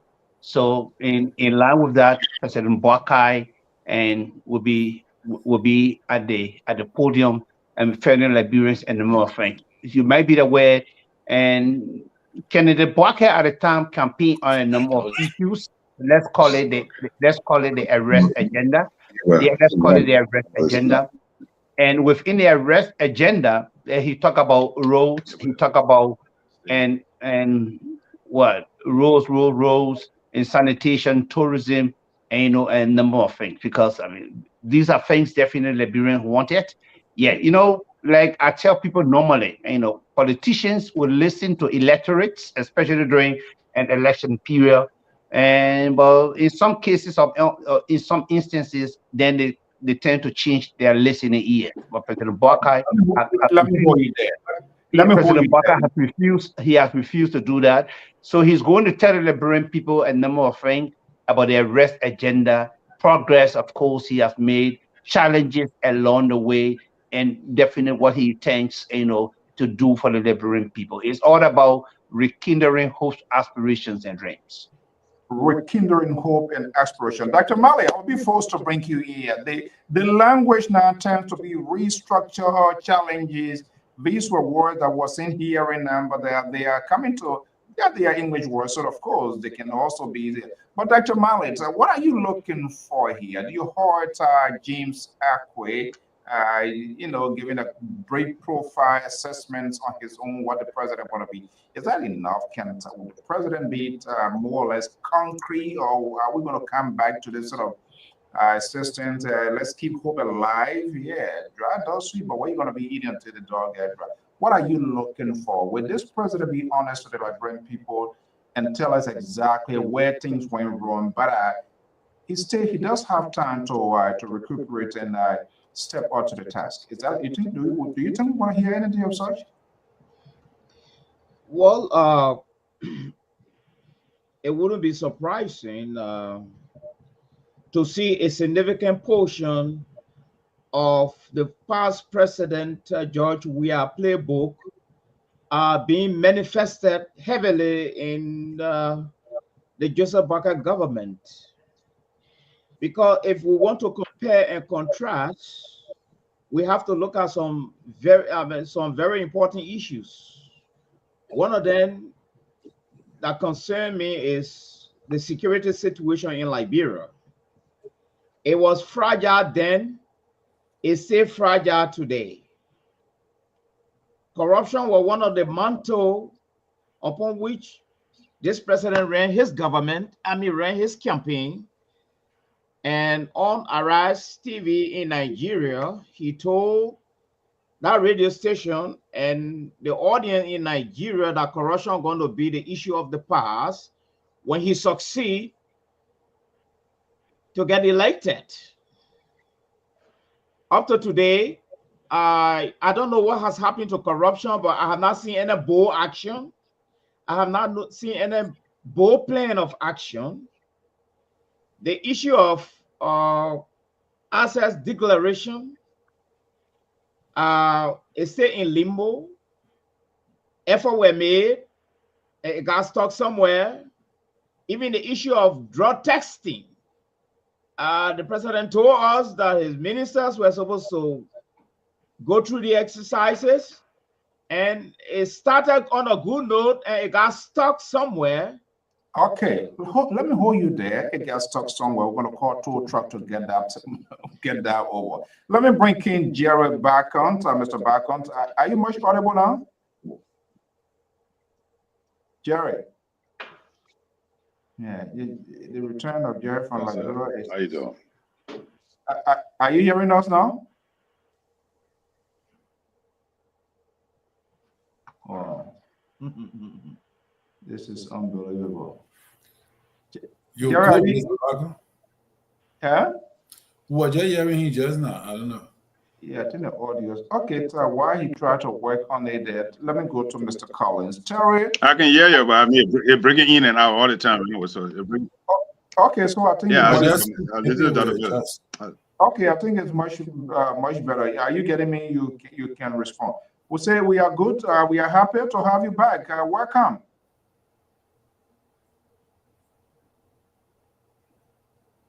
Oh my goodness. Well, you need to check with your provider. Something not going right. Yeah. Okay, Terry. Let me just bring you in. The internet's kind of bad. I mean, I try to do all the adjustment, but nothing going on. So right, yeah. Put it off and put it back on. You just want to turn it off. That's fine. Yeah, just turn the whole system on and then maybe turn the whole system off and put it back on and try. Maybe you're about to talk Tabata to next. So the internet won't get. Yeah, it got us to I really want to hear the good news from Liberia. Yeah, Tabata coming from Israel, Liberia. So okay, Terry, let me just bring you in here. You listen to James Akwet. You listen to James Otto. You listen to Dr. Malik. What is a focus point? 1 year is gone. I'm not sure whether this syndrome. We need to give time. We need to give time. It's still soon. It's still soon. Are you one of those in that sort of it's still soon column, or what are you anticipating? To what you hope to hear from the president? Do you think this president going to mount that podium and be honest with the Liberian people where the administration fell below the belt and how they intend to improve it? Or are we going to come back to the same sort of political correctness and give these political rhetorics to the people? What are you? What would be your focus point as the president mounts the podium on Monday? Well, the president already stated what he's going to say. I see here that the team for the year. That's one of the weird things. I've never seen that happening before. Yeah, like a church service. I thought they were even having crusade. I don't understand. Why this old man, this man is being done. I've never seen anything like this before. I was just about to get it. That's one thing I like about you. You are very honest man of God, even though you are politically inclined, which is good, because politics is derived from the scripture. But just to jump on that, why would they come up with Sunam's State of the Union with half team? For what? What are they trying to do? What is the message there? Maybe, because since the president is not Koga, he's not going John or This thing is trying to disturb us here. You see, You see, this is the guy when he can't. You see what is he? When the president jump over flag, so they will go where? Yeah, since the president, I don't know you will if not this enter is a Lofa. All the team. things you're doing here, they will not allow you to enter Lofa. Is this a team for revival or what? I don't know, because they're giving us the annual, let the president go into address a church service. You know, the team I seen here, the theme for the year annual message is rescue to development. So implementing the arrest agenda. So the man going to tell us how he plan on moving the arrest agenda forward, and how that they have rescued, so they are now on the path to development. I think he are already giving us a hint to what he's going to say. I don't know if within this particular team, working around the team that he are giving us to look at, whether if he's going to talk about his failures and why he failed. Because to be honest with you, I think that there are so many reasons why President Walker was not too successful in his first year. So I would think in my mind that he would do the honorable thing to make sure that he highlight some of the reasons why he failed. You know, I show and I will be hopeful that he will highlight some of the reasons why he failed. Like, for example, he took over from a coffers that were completely wrecked, and the country was in debt by in so many ways, you know. So the country was in debt in so many ways, and there were a lot of things that he was short of that he had to bring the country from. He had to stipulate those things. Like, for example, he took over a government, no roads in the country, you know, the whole country, no road, all the roads were bad. He promised in 90 much days. better. Yeah, okay, we're hearing you. Hopefully it's still like that. Yep. Yeah. In 90 days. Yeah, I'm using my phone right now instead of using the computer for now. All right, that's fine. I can see it. You better now, Mr. Bacon. Yeah. Thank you. Instead of he were able to repair the roads, and within. Oh, back on and say a virus to you? Jesus. Oh God, this guy. Look. He's seeking the kingdom now. His hands are in the air. Let's see here. Let me see. Okay, let's see here. Okay, you see, So, where is liberal? I hope this is not liberal. These are symptoms of liberal. I hope.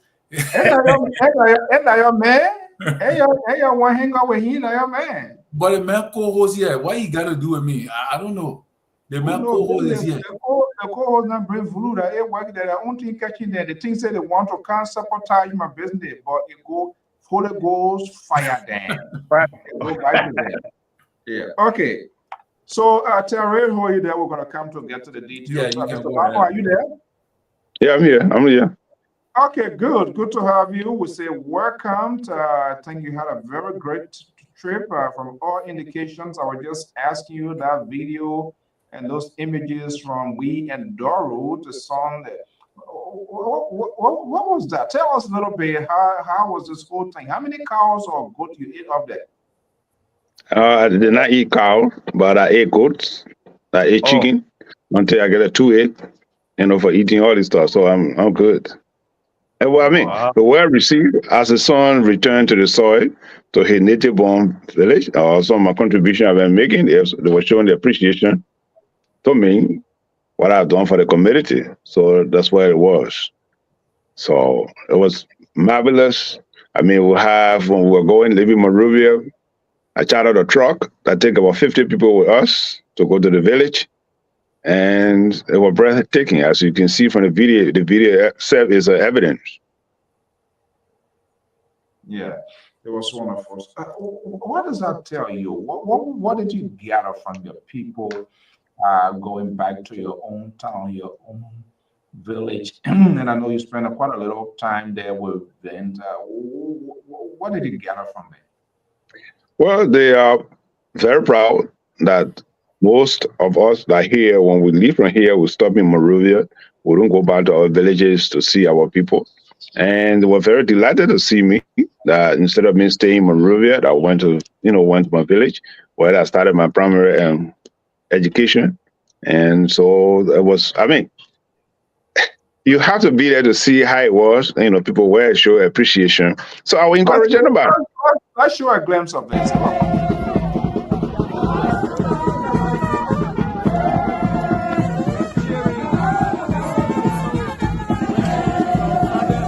Welcome to our brother, our long-term friend and brother. So, what are those palm branches or leaves? What does that signify? I mean, they get different. It's a purity. It's a purity. Then, when palm branches are purity, welcoming their son to the village, and the palm branches is a solidarity. They are showing to you that they welcome home, some sort of purity. So the way it was. Okay. The honeymoon is over. Let's turn to my country that I strongly feel some things not going right. But tell us here, okay, now you're back. Let's hit the nail on the head. You had a chance to meet with the president? Yes, sir, I did. You did? Yes, sir. Was it in the overall office, or at his? Wherever the president he go with his seat, no matter where he go. Even if he go under the water, he's the president. He carry his seat with him. If he go in the sky, he's president. Wherever he goes, he carry his seat. So it doesn't matter what I met with him. The idea is I met with him. You met with him, and we hope to get a little pic of. How was the handshake like? Oh my goodness. Lord, well, I mean, I shake your hand as a father, as my mentor, somebody who I work with now almost coming to 20 years. He was happy to receive me. And that was it. We had a good discussion as a son. What that discussion was centered around what? Well, I think one of my brother alluded to it, mostly it was on security. He concerned about the security in the country. And the first topic he brought up to me, actually I carried a book, How to Fight Corruption, was written by a former minister of Nigeria. And also I carried a book. And to be honest with you, Mr. Buckeye, people say, oh, Mr. Buckeye, he losing accountability and all these things. Well, no, he is not. He's sharp. He'll bring it. I come here. Hold on, sir. Listen. Hold on, sir. Listen. I mean, as soon as I get in the book, he said, oh, I met a woman, I think a month ago, and she told me about this book and stuff like that. So I said, wow. But yes, a book. I was doing a research on corruption. I was able to come across this book, and I brought it for you. Seeing you, fighting corruption is your passion. And so there where the discussion starts. Okay. Now we are in a credit phase, so we're going to keep it succinct. That's quite interesting. He's fighting corruption. Was that the same Nigeria he went to and he said that corruption going to be the number one enemy, and then all of a sudden we see everything made anarchy loose upon the world. Okay, but we're going to get to the details. The Liberal Progressive, good evening, welcome. Liberal is back. Evening, Mr. So. Good evening, Mr. So. Good evening, Mr. Barker, co-host. Welcome back, and we're glad you're back here. Yep. And as usual, we appreciate you coming on, and we thank God that you're back. Dr. Manley and the journalist himself, good evening as well. And Terry and whoever name is there, good evening to you as well.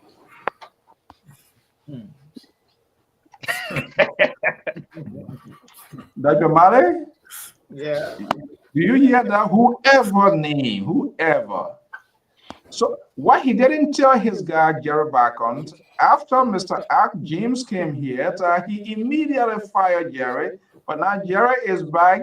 The only name he can call, he's not calling him Jim again, journalist. So you see, this is how this guy operates. I said deputy co-host because I enjoy the expose that day, his way of explaining, calmly explaining, and was able to convince and make you and the doctor succumb to his ideas.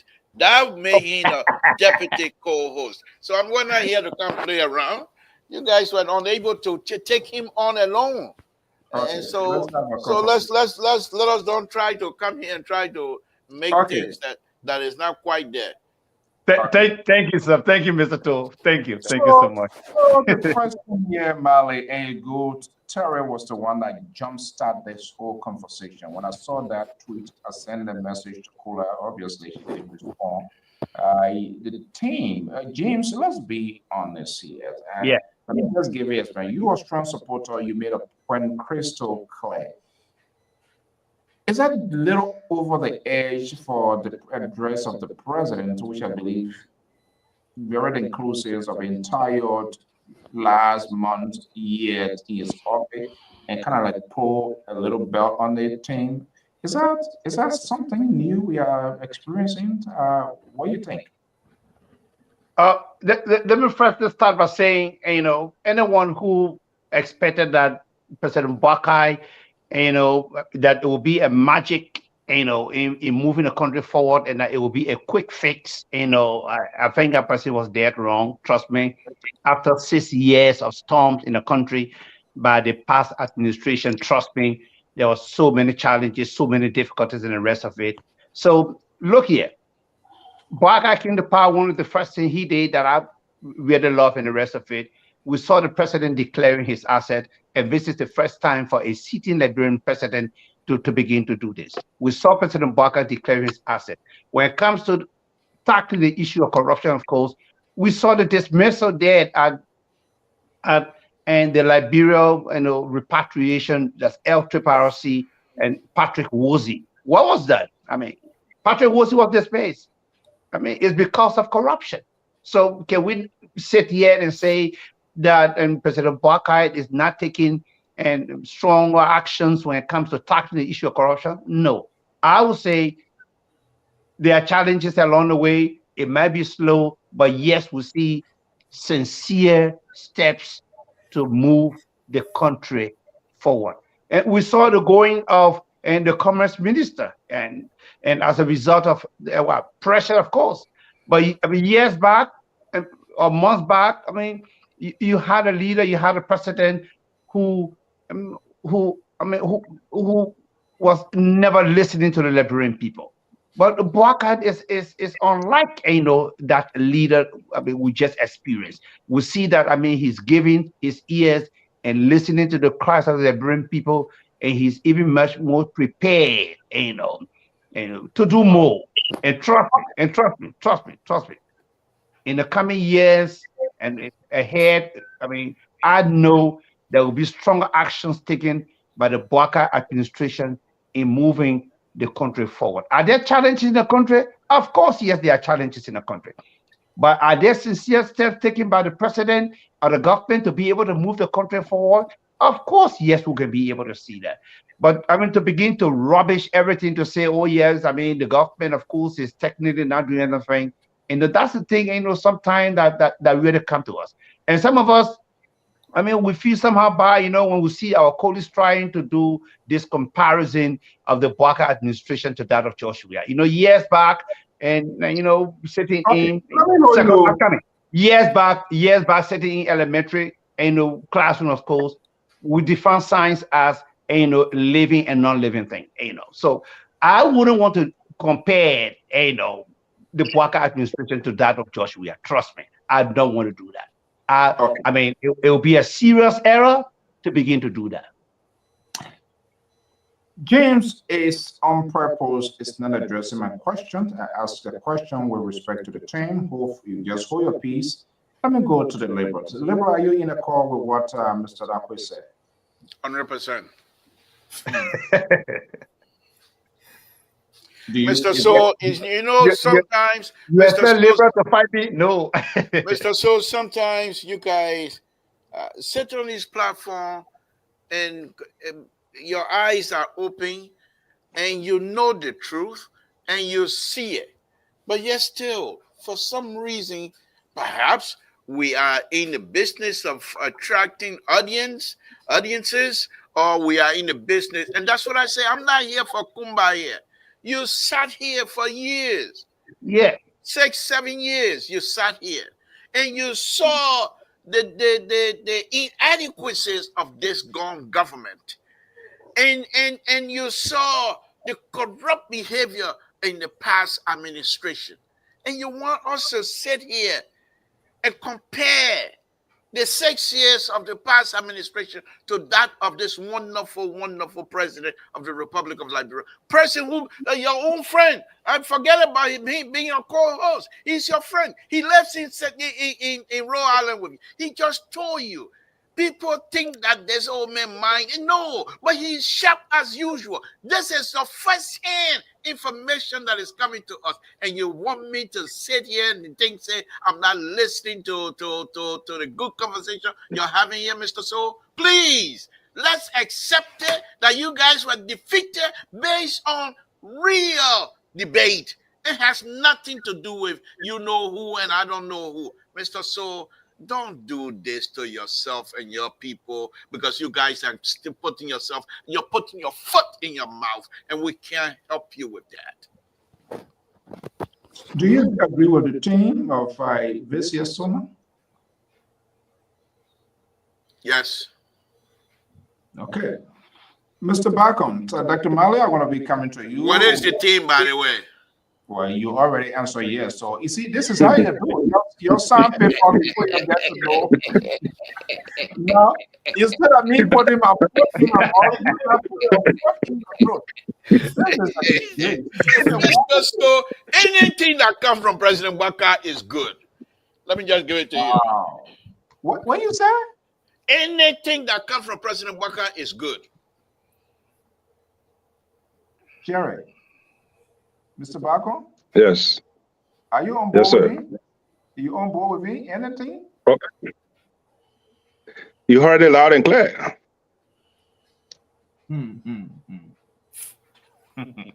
He's back. He's back. The co-host is back. Wow. Mr. So you got problem tonight. 2 against 3. 2 against 3. Okay. All right. You heard it from the horse's mouth. So why you want to second guess or what the man said? I said you heard it loud and clear. So why else do you want? Okay. So quickly here profile for us before I go to Terry. There's some reason to reserve the independent and he's going to speak. We just want to get some moderate voices here. And the president going to be speaking. You say you met the president. How was the meeting? How was it? What was the atmosphere of that meeting? Do you mind to take us there? Just the president was in a good. The president was in a good mood. We have a discussion for 35 minutes precisely. So we had a good discussion what he wanted to discuss, and I listening and I make my recommendation, well, based upon my observation and based upon my expertise, and we have a good discussion. Was that a closed-door conference? Oh yeah, one-on-one. Nobody was there for 35 minutes. What was the most touching thing you gathered from that conference? If it is classified, you don't need to tell us, but what's the most takeaway? He is concerned about the country, how the country is functioning. He has some issues that he wants to address when it comes to the country. So that's what it is. But there's certain information. It's a privilege to meet with the president of the Republic of Liberia, to sit down with him for 35 minutes. And I mean, that's what I can tell you. I cannot go into detail. It is not good for the president, and also not good for me to come and classify or declassify the information that he myself have discussed. I mean, he told me, he asked me if I could stay for his, the state address on I think on Monday or Tuesday, for him to be part of it. I said, Chief, I have to go back home.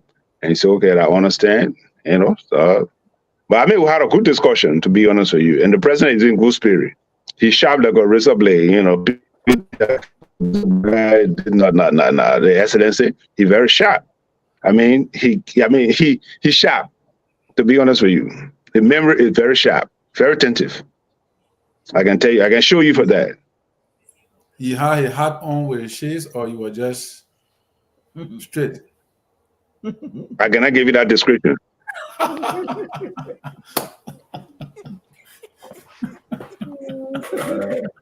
That's good, yo. That one. Let me ask another question. So, meeting with the president, sitting down with the sitting president, that's is huge. Did I hear you saying he talks about corruption? He concerned about corruption? Precisely. He talked about corruption because I gave him the book. And that's why I brought the corruption business up, because it's a book that was written by one Dr. Mozi, Mozi, the former minister of Nigeria. You know, say fighting corruption is dangerous. So I thought I could carry the book for him to read. If you want to fight corruption, these are some of the obstacles you're going to face, and these are some of the problems you're going to face. Somebody who fought corruption, they kidnapped her mother for 120 days, or I think 120 days. So I just wanted to carry him so you can read a book and see why he against. So I'm wondering here, you as a security expert, you did not carry anything, a book more or less related to security, while led the burnings of the Capitol building, and carrying a memoir, a dossier of a corruption. Does that suggest that the government is corrupt? And you want to remind him, or what? Wow. You are framing it. You're framing the question in a way that is very dangerous. You don't say the government is corrupt. The message he's going to fight corruption. So he saw it before he became president. These are some of his agenda. He said, I'm going to make corruption free. He don't say he's going to, there's no way in the world you say you're going to completely get rid of corruption. Even in the great United States, they fought the mafia. Today, the mafia is, kind of debilitated. And so he want to fight that mission. So I thought it was saying he want to fight, he's compassionate about it. These are somebody who have done this, and probably he will read it and understand that person's point of view, and definitely he would do it. That's his passion. You saw it when he went to cancer. So he admitted corruption. You remember he admitting corruption in his government? Listen, the man inherited corruption. He not say he admitted in corruption. So don't frame the thing and say he admitted in corruption. That question is redundant. That's a redundant. No. As a journalist, as a president, please don't come to conclusion. Let me ask again. I'm asking whether the president admitted whether there's corruption in his government. I'm not saying whether he's corrupt. I'm asking whether corruption in his government. Listen. The passion the president is fighting is that corruption. He's going to make sure to minimize corruption in our country. You heard his interview is a cancer. He's doing everything at corruption level to fight corruption in our country. He's passionate about it, and he wants to execute it. That's what it is. Gentlemen, folks, this is what we experience on a daily basis. Jerry has actually plead the fifth not to answer my question. I'm not. You see, that's one of the problems you always have. You expect the question that you ask me to answer the way you think. I answer the way I understood it, and I answer it based upon my understanding of the question. But let me say this. Hold on. Can I finish it? All right. No, go ahead. But I just want to commend everybody on the platform. What we are doing here, millions of people are listening to us. When I went to Liberia, I saw about 2 or 3 persons that recognized me. So you can be on LPR. I say yes. So it's not just come here and we talk our tabata, but there are people who are listening to us very attentively what we say here. So I just want to commend us. The message is getting out there, so I just want to commend. I just want to bring that. And while I was there, I think I did a couple of interviews. I think they play while I was in Liberia. So I just want to say thank you for those of us who here every night to make this show to be functional. So say that again. Was the president part of the 2 persons you saw that told you that they watched LPR? Oh no! Listen. Let me say this. There are certain information I cannot go that far and say, but the president told me say, watch LPR. Is a classifier. Okay, let me go I'm to. not going to go there and say the president before watch you APR or president do this. What I can say, I said, what before I you can say go, to you here, I can report to you being on the scene. I say, what we okay, say here is got an impact. It got an impact in Liberia. And we come before on you the show go, that people who watch it and people who watch me, and I saw 2 persons, or three, I mean, 3 persons, and they recognized me. And, and they say, oh, yeah. but, but before They know me by name. They didn't even say you want to do the call by name, full name. All right. So that's how it was. So I just want to say what we say here is important. Okay, let's make progress. He's not telling these people who met him, whether they are government officials or they are non-government officials, he's not telling it, he's not willing to discuss it.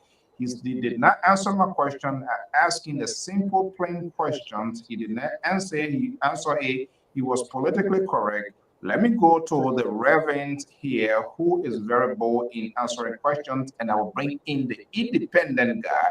This is why I like everybody to have their self, and the independent man is going to put it into context. Terry asked Mr. Bacon a simple question. He, as a security expert, I expect he's going to be carrying a book. He has written numerous articles. Instead, interestingly, he carried a book that talks about corruption to deliver to the president. It's like, Mr. President, this is why it's happening right under your feet. So I am bringing this document to look at it and do something about it. And I ask him whether the president admitted whether there's corruption in his government. He pleaded fifth, like Donald Trump. He I decided not to. said what I discuss with the president is the president myself discussion. I cannot come on national radio and say this is what I discuss with the president. I can give you this is what I say. I give you a book that he need to be read and that need to be read, and that's it. Okay. So I mean, why else can I tell you? I'm gonna go in detail. I can't. I'm not privileged to do that. I'm not privileged to do that. Okay, hold your peace. This is a very good welcome for you. The way I welcome you, the liberal will never do that. He fired you in your absence and brought in another code. Now you come back, he now being deputy to deputy. I don't get it. But Terry, just answer my question here.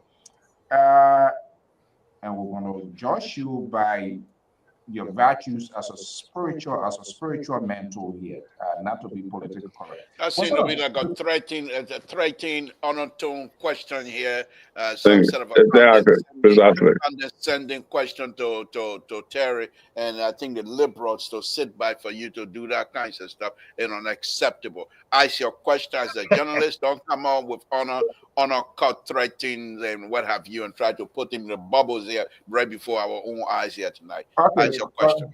All right, thank you. Terry, was that a fair question that I asked Mr. Bacon?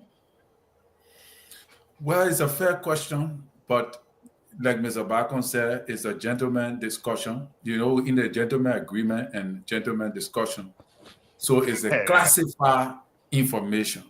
And anything that is classified, when security matter is classified, if he speak further, that means he declassifying. So like Mr. Bacon is who have few words, but great wisdom. I respect his position. The only thing, if the old man were wearing shades or hat, that means he put you in Zinoa. But however, Mr. Bacon, thank you for having an interaction with we appreciate it. The only thing is that I think Mr. So asked you a very good question, and I want to believe you did ask the president, even though you're not going to tell us.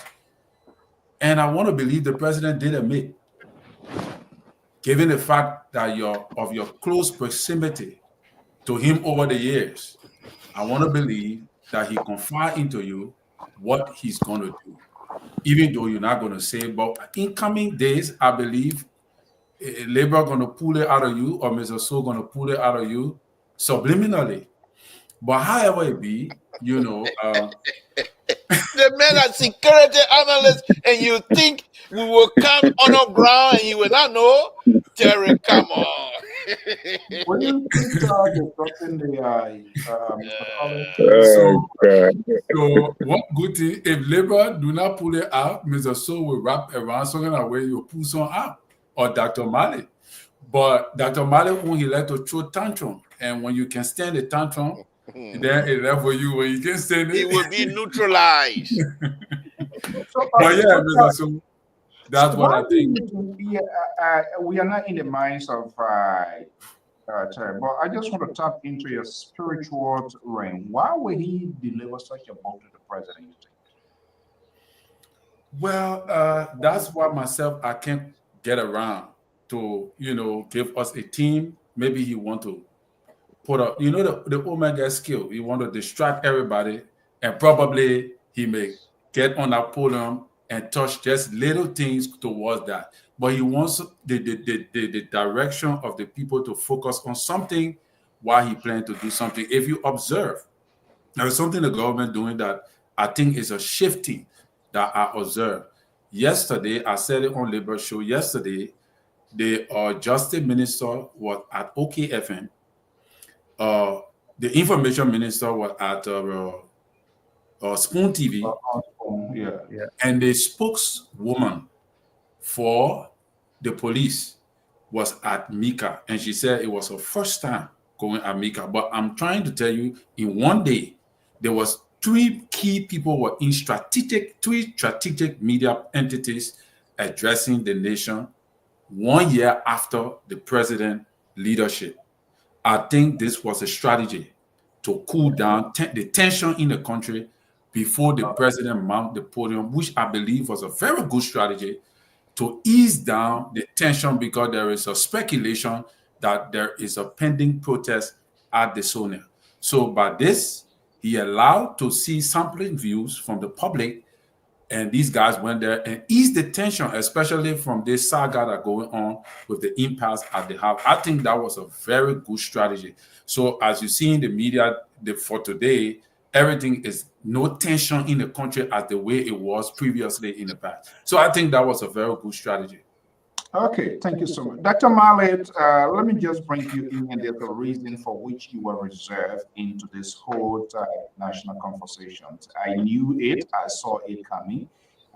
I assumed the Labour came in, the entire structure of the conversation took a dramatic turn.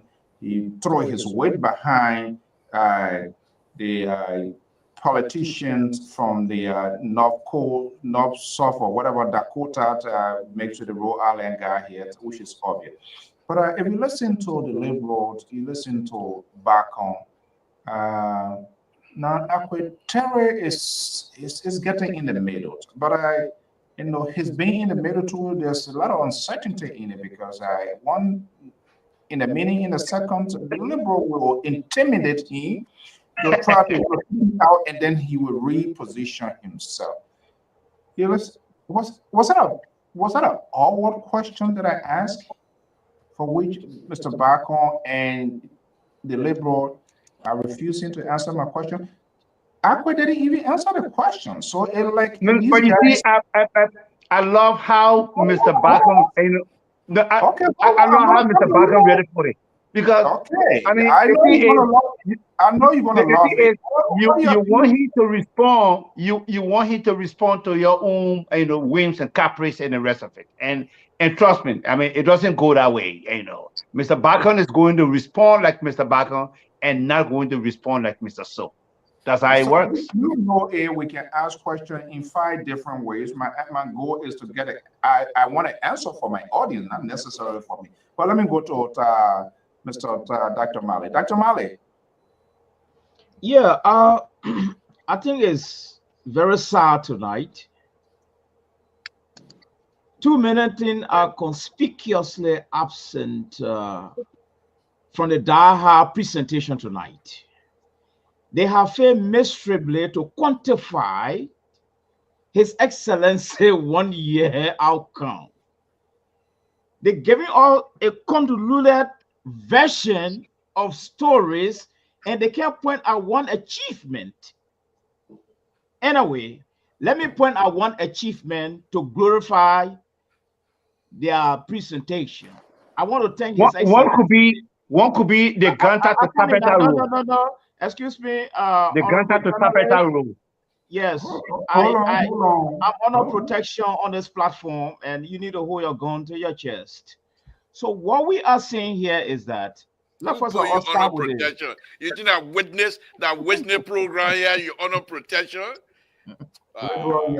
First of all, let me make one point of correction here. Government is continuity. The road construction project started with Helen Johnson Sirleaf. Okay. It became a bit deeper under Joe Weah. Okay. It continued with His Excellency President Joseph Boakai. So President Joseph Boakai did not inherit bad road condition. He inherited a continual road. No, listen. No. We want to be objective here. He inherited a road condition that began with his own government part 2, part 1. Then Joawea, now he in part 2 of his government. I want us to set that record straight. And secondly, he brought in 285 yellow machine to buttress his effort after circumventing so many procedures. This is a democratic precedent circumventing policies and bringing equipment in a country, and I learned each country should have had 19 pieces of the equipment. As I speak to you today, even Mikia is tablet to tell us the progress of the equipment. Moreover, this president told us upon taking over, he was going to audit the outgoing government.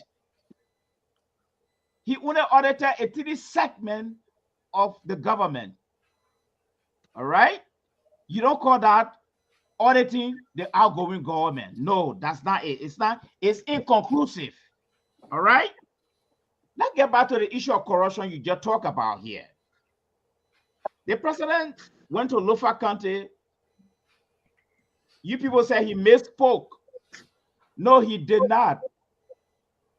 The president compromised corruption in Lofa County when he said, even you can share the booties with your people. That was a compromise. Even though the executive mansion fought so hard to clarify the airway. But that is not the issue right now. This is the issue. The tabletop issue that facing the Liberian people, the hardship. Since Helen time up to this present time, the hardship still permeate in our society. All right? These are tabletop issues. And one of the tabletop issues is the issue of sanitation. The city is still dirty. I have not seen a bold plan to clean the city. I'm not talking about Liberia, right? And the issue of sanitation is one of the core areas in arrest. It had not been addressed. And I'm challenging the panel here tonight, the followers of His Excellency tonight, to quantify the development 1 year ago. But you cannot quantify the development except you retrospect the sonnet that were pronounced to the Liberian people on Wednesday, January 31st, 2024. You have to revisit that document to make projection of what's supposed to be coming, right? So as I said, let's go back. This guy, the president advisor, Bushi Ben Keita, you will agree with me, had the guy tried by all means to suffocate the judicial system under a democratically elected government. When he intervened into a court proceeding with Prophet Key and get directive, these are dictatorial tendencies undermining the Here we go. in that country. The records are there, all right? So when you come in on the platform to tell us what has happened 1 year ago, quantify these things, let our listener be the judge, then we take from there. There are a whole lot of other things that come in. Let's get back to the issue of corruption, the honorable journalist. My goodness, Mr. So. Coming now. Put your hand down, Lpr. Mr. So. We are addressing issue here. The Yeah, but you're abusing the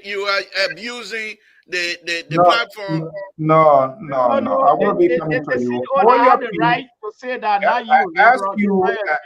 I gave you the opportunity, and what you did, you surrendered to the privilege. Let's go to the honorable journalist. You're talking about corruption. People were removed from their offices. It's a same old playbook in Liberia. People are dismissed. Nobody go to jail. It's the same old playbook. So what's the big deal here? Nothing has happened to corruption. It's the same old playbook. Let me bring in the guys. We don't sanction voices yet. You want to have a meeting? But you limit. You don't sanction, but you limit.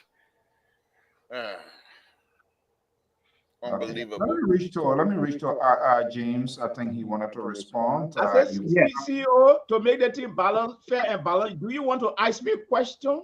Say they can't answer their own question. No, we don't want you. You're done. You're done for the evening.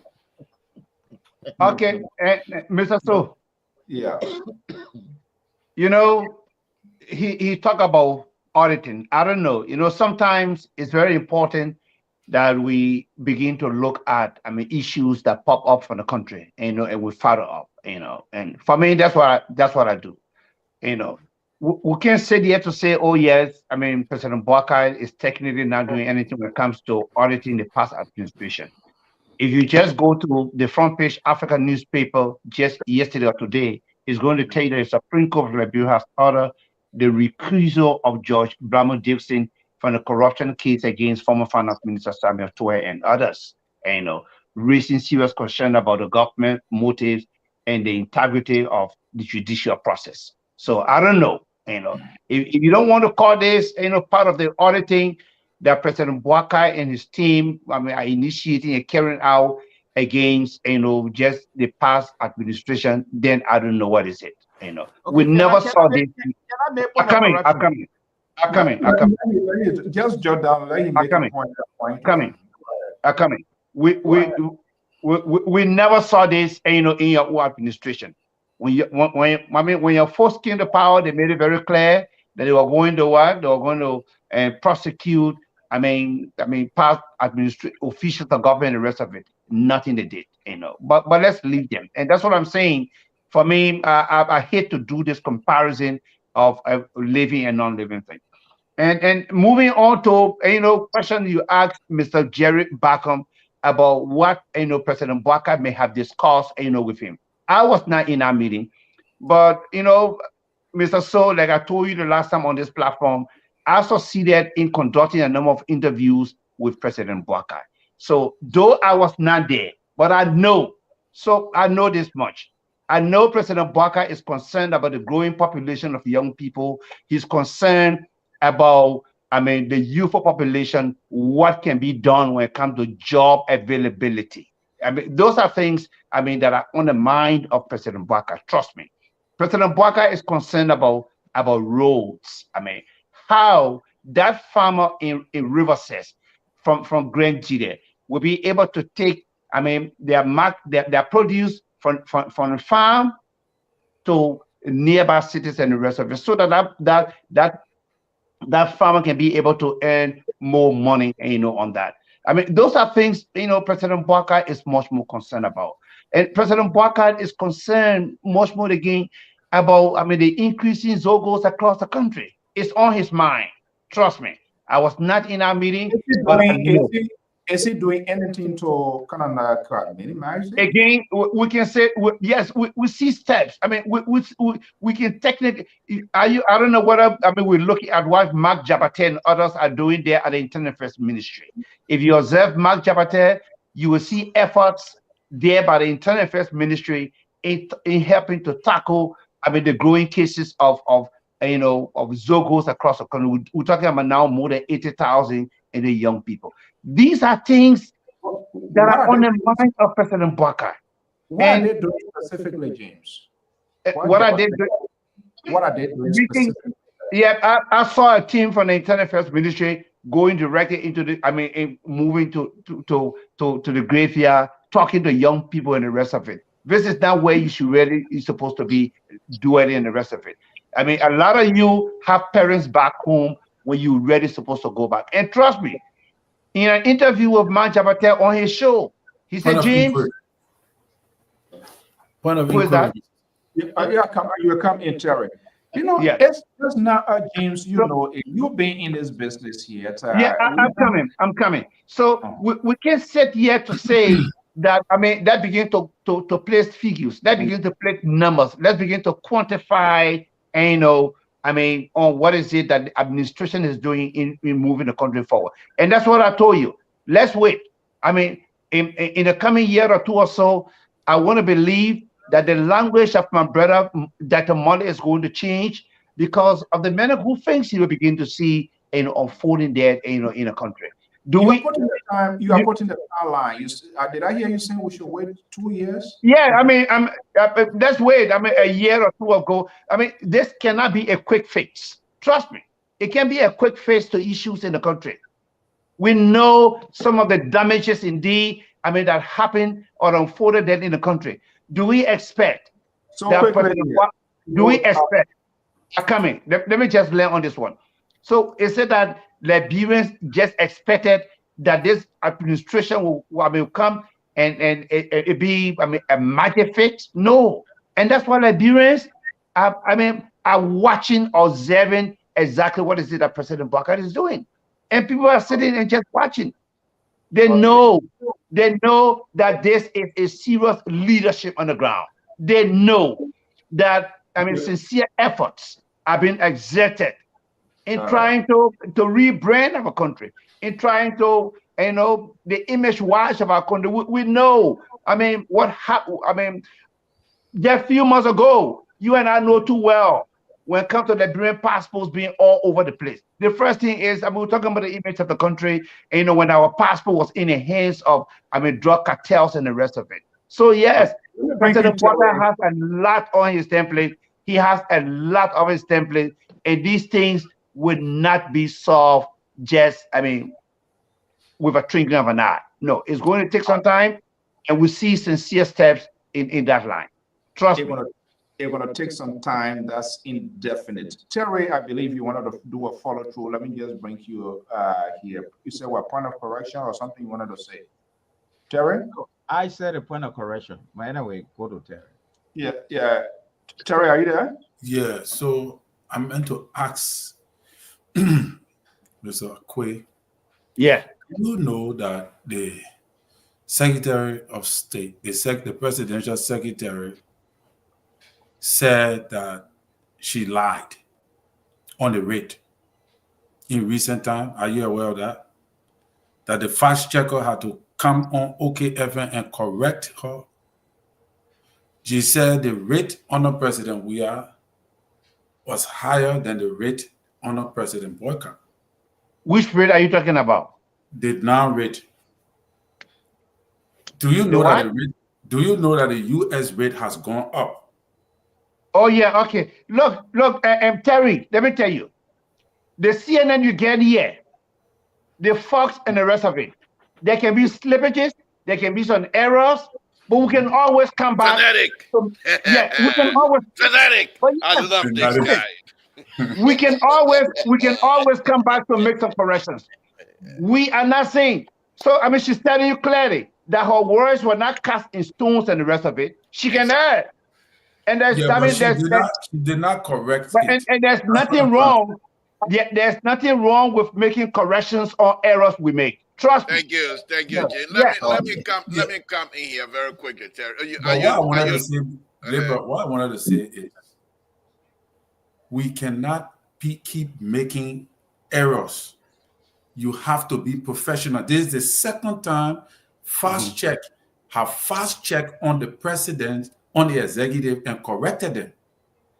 Okay. This is the second time. Yes. But at least they accepted their errors.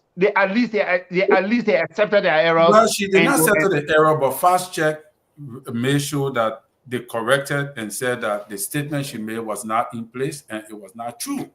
President Boyka himself spoke at a program before and talked about the Liberia, the full coastal line the stuff, and he made a mistake, and fast check got to come. What I'm saying is, as a press, you the press secretary of the president, you can't be making the kind of major mistakes, because when you be doing the kind of thing, it does not present our government outside as a professional leadership.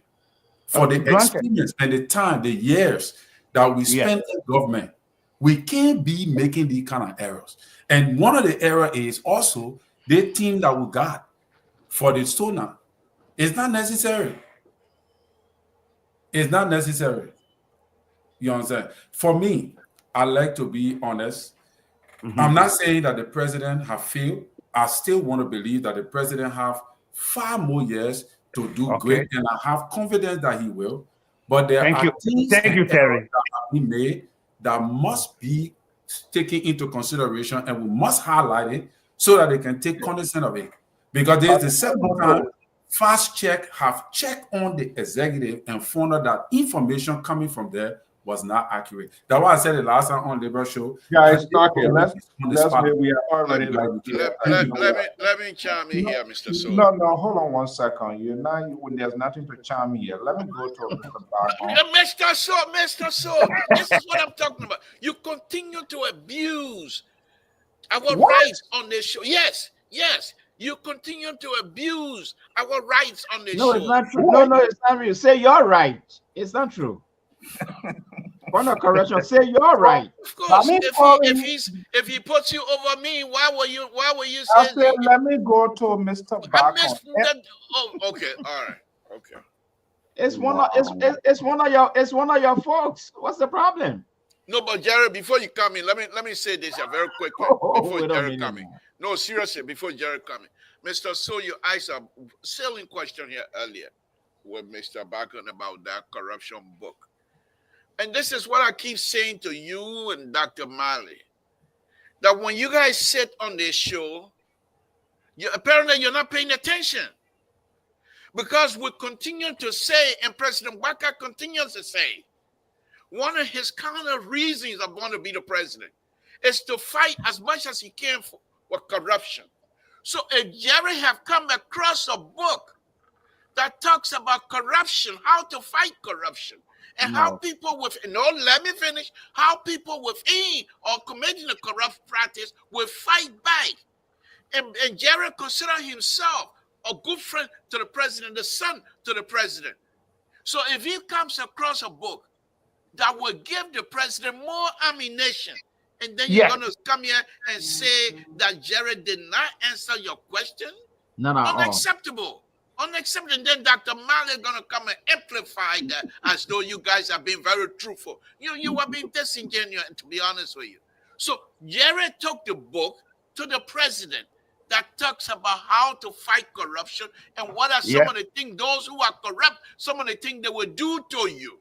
So giving the president an ammunition to fight the corrupt behavior that we're all crying about. So please, journalists. Was the book about corruption or security? About corruption. Both.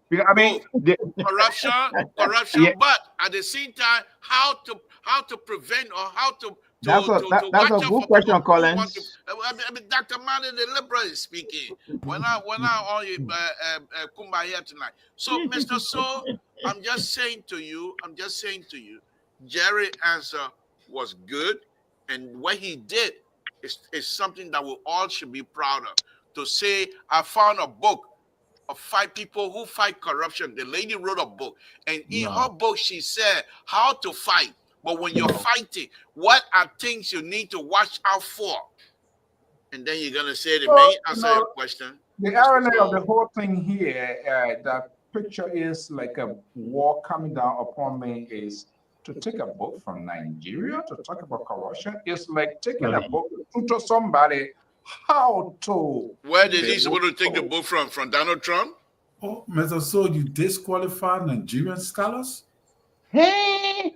The lady we're talking about, she's one of the corrupt nations. Yeah, but that's why it's good for you to get a book from there. Then Liberia. That's why it's good to get a book from that area. You don't have any. This is the former finance minister, and she provides. I don't know why. Mr. So, I will debate you on this book. CEO. What?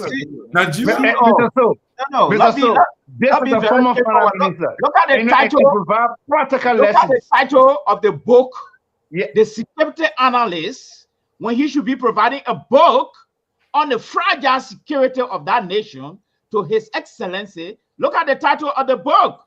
But the fragile security that you're talking about, all of them, the underpinning of that is the title corruption. of that book, This is what you according to the guys refuse security to learn. analyst, he said, how is it difficult to fight corruption?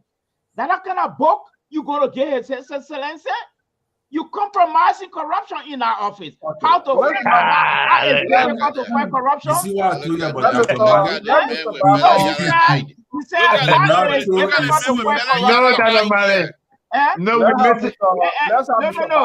Honorable General, let me be very frank with you.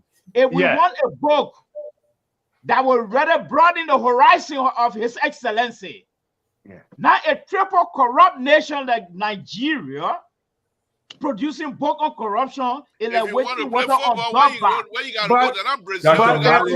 Dr. Mali, I will even advise the president. I will advise the president never to read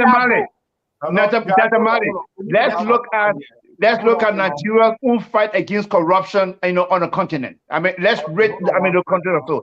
So I mean, you can't just trash Nigeria out when it comes to tackling the issue of corruption. No.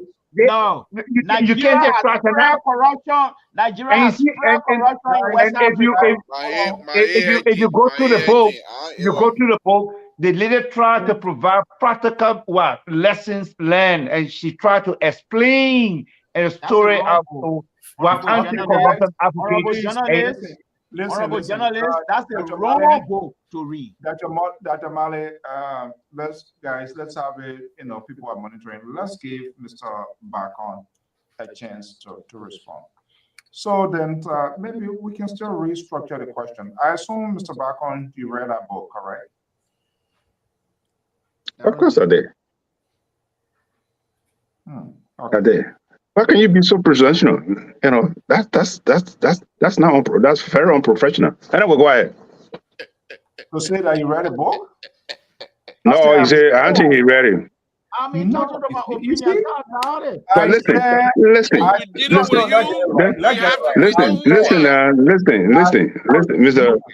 Go ahead, Mr. CEO. Yeah, Mr. Baker. I said I assume you read the book. That was my question. Yeah. Then he said, I think he did. Oh, okay. Your co-host is on here demeaning my co-host. That is unacceptable. We can't have that. What your problem is, Stephen? Oh man. Go ahead. Go ahead, Mr. Baker. Maybe your co-host, maybe he's very primitive when it comes to such a thing. This is unacceptable. Listen now. Listen. This is our show. I can't have you and the liberal to scramble over my co-host here and try to be condescending. That is unacceptable. But go ahead. You know plenty.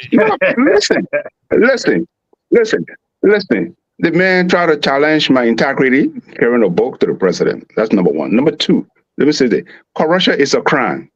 So it's nothing. Maybe it's not one. I say very primitive when it comes to corruption. Corruption is one of the worst things in this country. Who have written a lot of books on corruption? Corruption in the United States, they fought it. So it is the right thing to do for the person who have fought corruption to read a book and say, this is what happened. So when he was going to school to do his education, the books that he read and say, because the person, or educated person, so for that reason, the books that I read to get my PhD it's not important. So that's what I'm saying. Because there are a lot of books he read to be qualified to be an ED. Okay? So a person who have fought corruption, what happened to her, she explained in detail. What about doctor? New people that read or write a book, how to deal with nervous system, because you know what? They are professional individuals who have done surgery over surgery, and they read a book, and they are written a book, and they're being used in school just for preventative measures. But here's the point I want to make. Maybe Mr. Mata is not getting it right, because you see, when you are not thinking correctly, you just talk because you get the opportunity to get a platform. That's what it is. But here's the point I want to make, Mr. Bali. Talk about Buakai 1 year anniversary. The president will be addressing the nation either Monday or Tuesday. Yeah, the thing. The mayor Buchanan last week to set the agenda roadmap or blueprint. They come up with $8.7 million. It is not a dime from the Liberian people. It will be paid out of donor and people that out of the who willing to work with the president, the people who willing to work with the president. So it's not the $1.8 million, it is not from the Liberian people pocket. Number one. Number two, salary. Salary. None of the nurses will be making less than $150. And a police officer will not be making less than $150 by this time. $150, yeah. You might think it's not a big, it's a small money, but with our economy, with our GDP, it is something, and it will be paid on time. That's what the president is talking about. That's what he's talking about. These are issues. So when it comes to corruption, it's one of the worst crimes that it can be committed in that crime in Liberia. That's why he's fighting it. Eh? Corruption is a crime. It's capital. So probably that's what I say. It's very primitive of you to come here and say, "Oh, corruption is not a issue." Well, why are you talking about corruption in this country? Why are you fighting? Why they fighting the mafia? Is what? It's not a crime. Cyber crime is not a crime. Work crime is not a crime. So these are element of crime. So I come in. No. You gave me 7 minutes for him to talk. So give me the opportunity. You gave your co-host 7 minutes to talk. So I'm not even talking for less than 2 minutes here. You're right. I'm watching that. You give a clear path for when you say your co-host. He has the right to intercept. Oh well, they're not fair. They're not fair distribution. They're not fair distribution. All right. Not fair. Oh, that's not. Oh, hold on. Let me do analysis. He know when you talk about analysis because he know he's a writer and myself I'm a writer. So we talk about analysis. Let me say this to you. You talk about auditing. Auditing is a continuation. So continuation. Okay. So even President Buakai can wait until at the end of the year or at the end of his time, he can still do auditing and say, I need to audit the government. The forensic. So even if you commit a crime 10 years ago, 15 years ago, it stays as they got forensic. So let me make it clear. So it not mean because he's not auditing the outgoing government, it doesn't mean that it's not going to be done. So let's get that part clear. We have forensic. He knows. So for him to come here and say, "Oh, but can I do this?" Man, Mr. Mata, please give her a chance. You know, not just say we come through warrior loosely. Go ahead. Yeah, you're cool the temperature. I did hear you saying corruption is a crime, correct? I'm not mad. I'm not mad. I just doing analysis what he has said. I'm just doing a rebuttal. That's all. Let him keep taking a note. I'm asking you, I did hear you saying corruption is a crime. Yeah.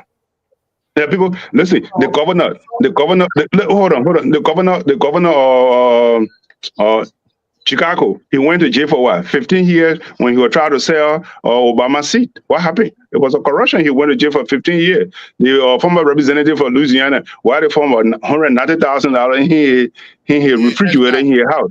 Thank you. So, I mean, I can give you the list of the corruption.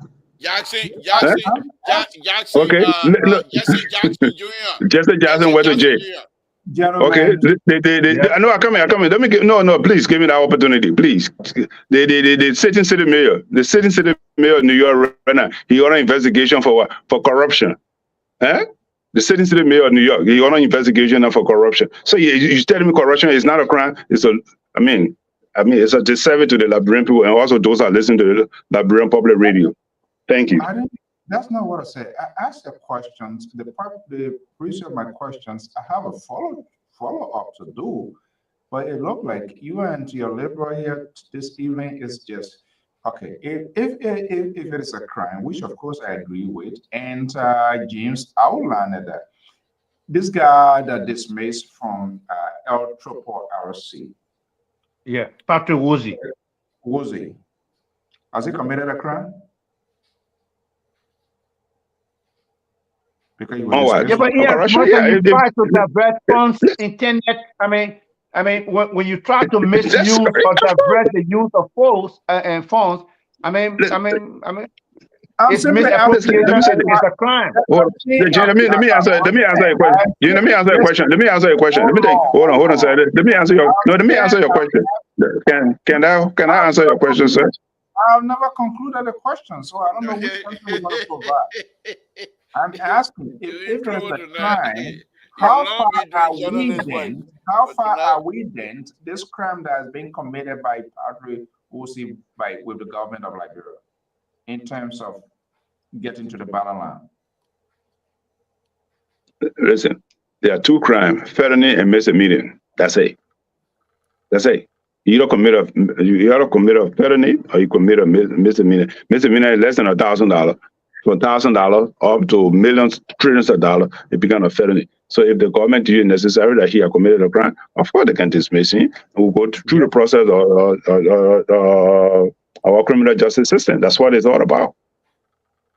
You are innocent until proven guilty. Mm-hmm. So then why was he dismissed?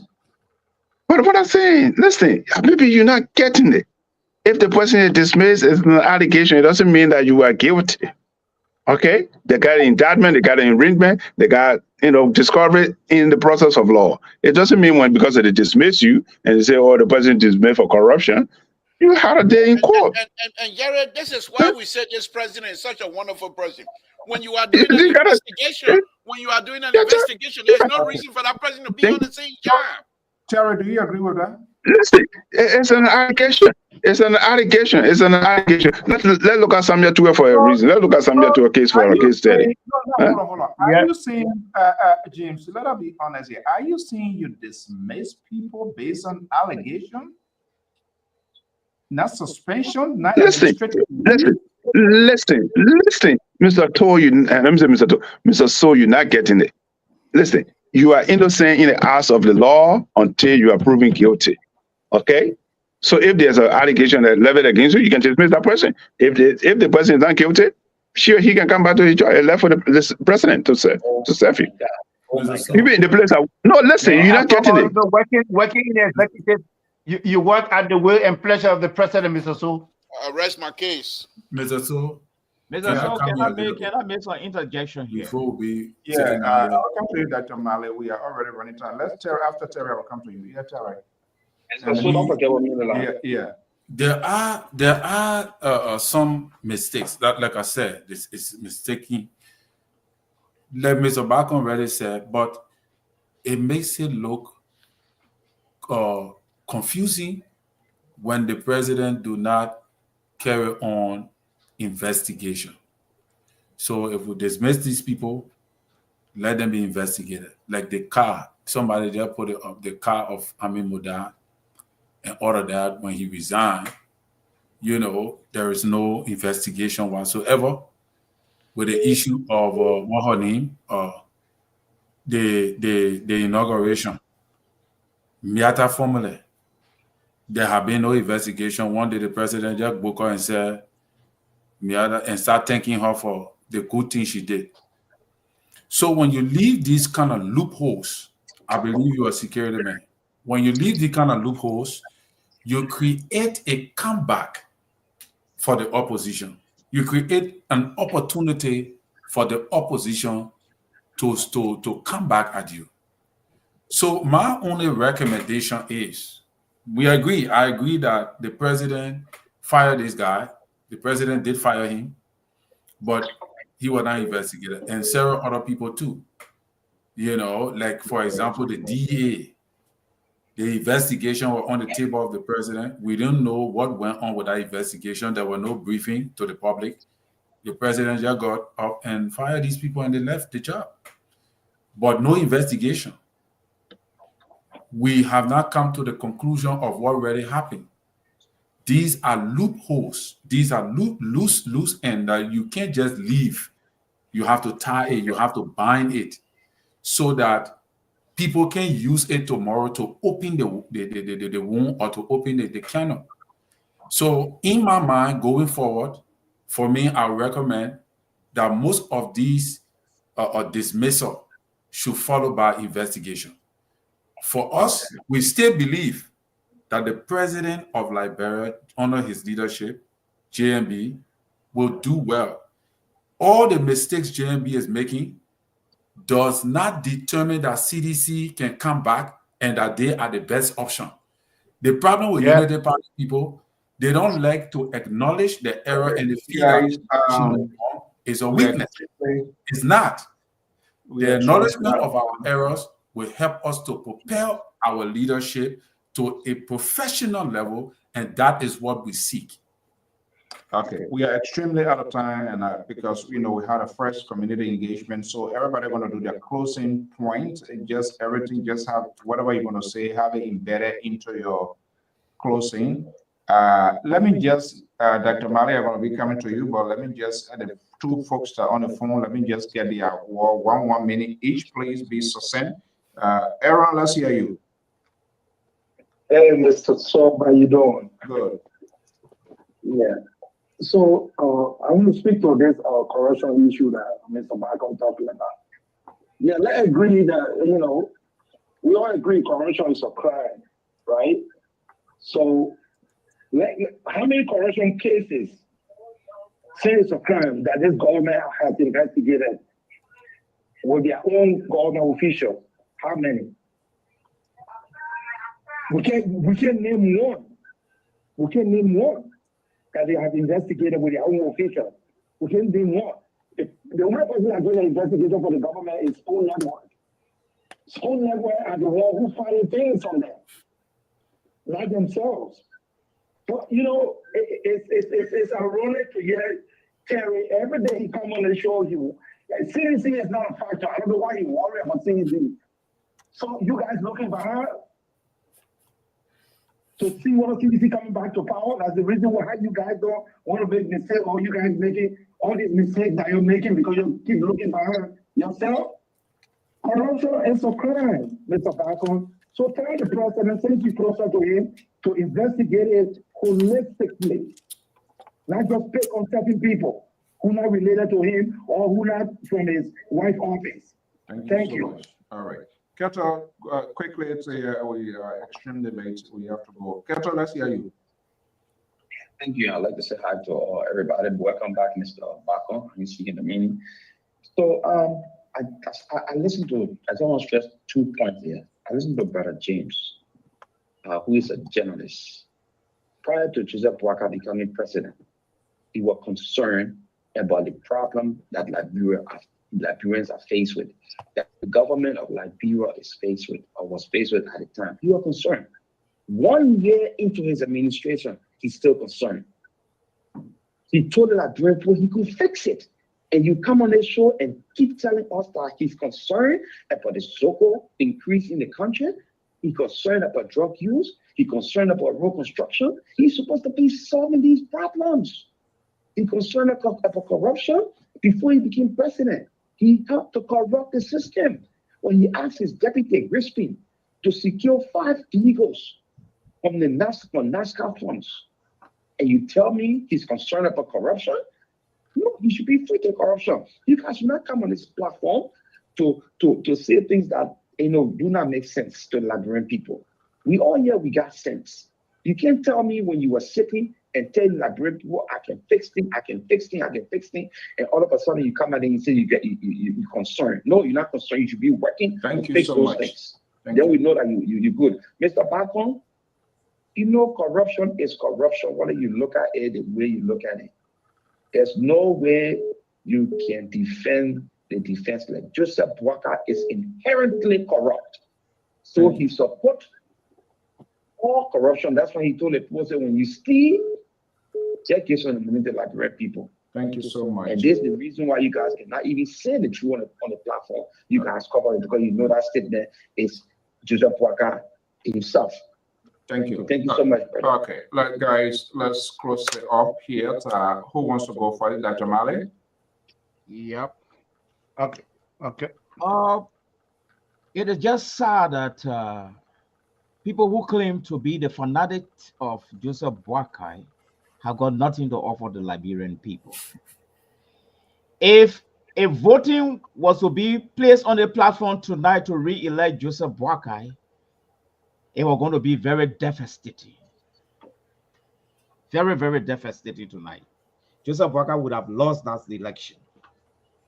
But let me just bring the security analyst up to speed. When His Excellency said, when I'm elected, I will order Jowiya government. He did not say I will order some part of Jowiya government. Audit of the past government don't go into when your government is in motion. The first 1 year, you audited 4 segments of that government, and that was it. So we can't come here and be educated that, oh, the corruption, the investigation of corruption is a continuity into the next government. It cannot be a continuity when the government is wrapped in a CNT leaves. Okay, that one. 2, there are a lot of missteps in this government. A lot of missteps in this government. All right. So if we're taking a book to His Excellency to read, it's our mindset that this book will allow the Excellency to see corruption the other way around, to really broaden his horizon. Nigeria is the godfather of corruption. A professor then writing book about corruption, and corruption even intensifying there. I will not get such book to His Excellency to even read. I think I will get book from somewhere else like the United States, where they are fair and balanced and concise with their information. I think that's what I was going to do. And lastly, President Boakai told us that he been in power for over 40 years. He had 40 years under his belt, and they issued the IC on our radio station. Now you are coming to face challenges. He said, I'm aware of the problem. Joseph Boakai said it on Arise Nigerian FM station. He said, I am aware of the Liberian people problem. I'm aware of this country problem. And I'm coming into it. I will face it, and there will be a big change. He said it. All right. So if we see the follower of His Excellency coming on this platform, tell us that, oh, there are challenges. Oh, there are challenges. What happened to the 40-year under his belt? What happened up to this time? We said 100 days. You say, oh, 100 days, it's too short to see something. Now it's gone to 1 year. Now it's said that 1 year, it's not enough. Oh, you need 6 more years. We've been that we traveled this road before. All right. There is no bold blueprint I have seen in this government. So if you're coming to convince me, quantify this thing, point out the successes, because we are saying some of the same playbook that we just left a year ago, the same playbook we've seen it in this government. And Thank that's you a so fact. much. Okay. All right. Thank you so much. Okay, so James? yeah, so Mr. So, Yeah, go ahead. yeah, okay. Yeah, imagine So, I don't know. he gave your co-host 4.5 minutes. Yeah. Yeah, you So the for me, Wait a minute, for me, Baba, you the timekeeper now? Yes, sir. so We got one fair and bottoms. Mr. So, Yeah, go ahead. and I listened to Dr. Mali. I don't know. So is Dr. Mali telling us that because someone, has years of experience, put it to 40, 50 years. So is he telling us that that person will have no challenges in that particular field anymore I don't know what his status anyway, but I want to believe there are still serious issues in what he's doing. And it's going to take him 11 years to tackle some of those things.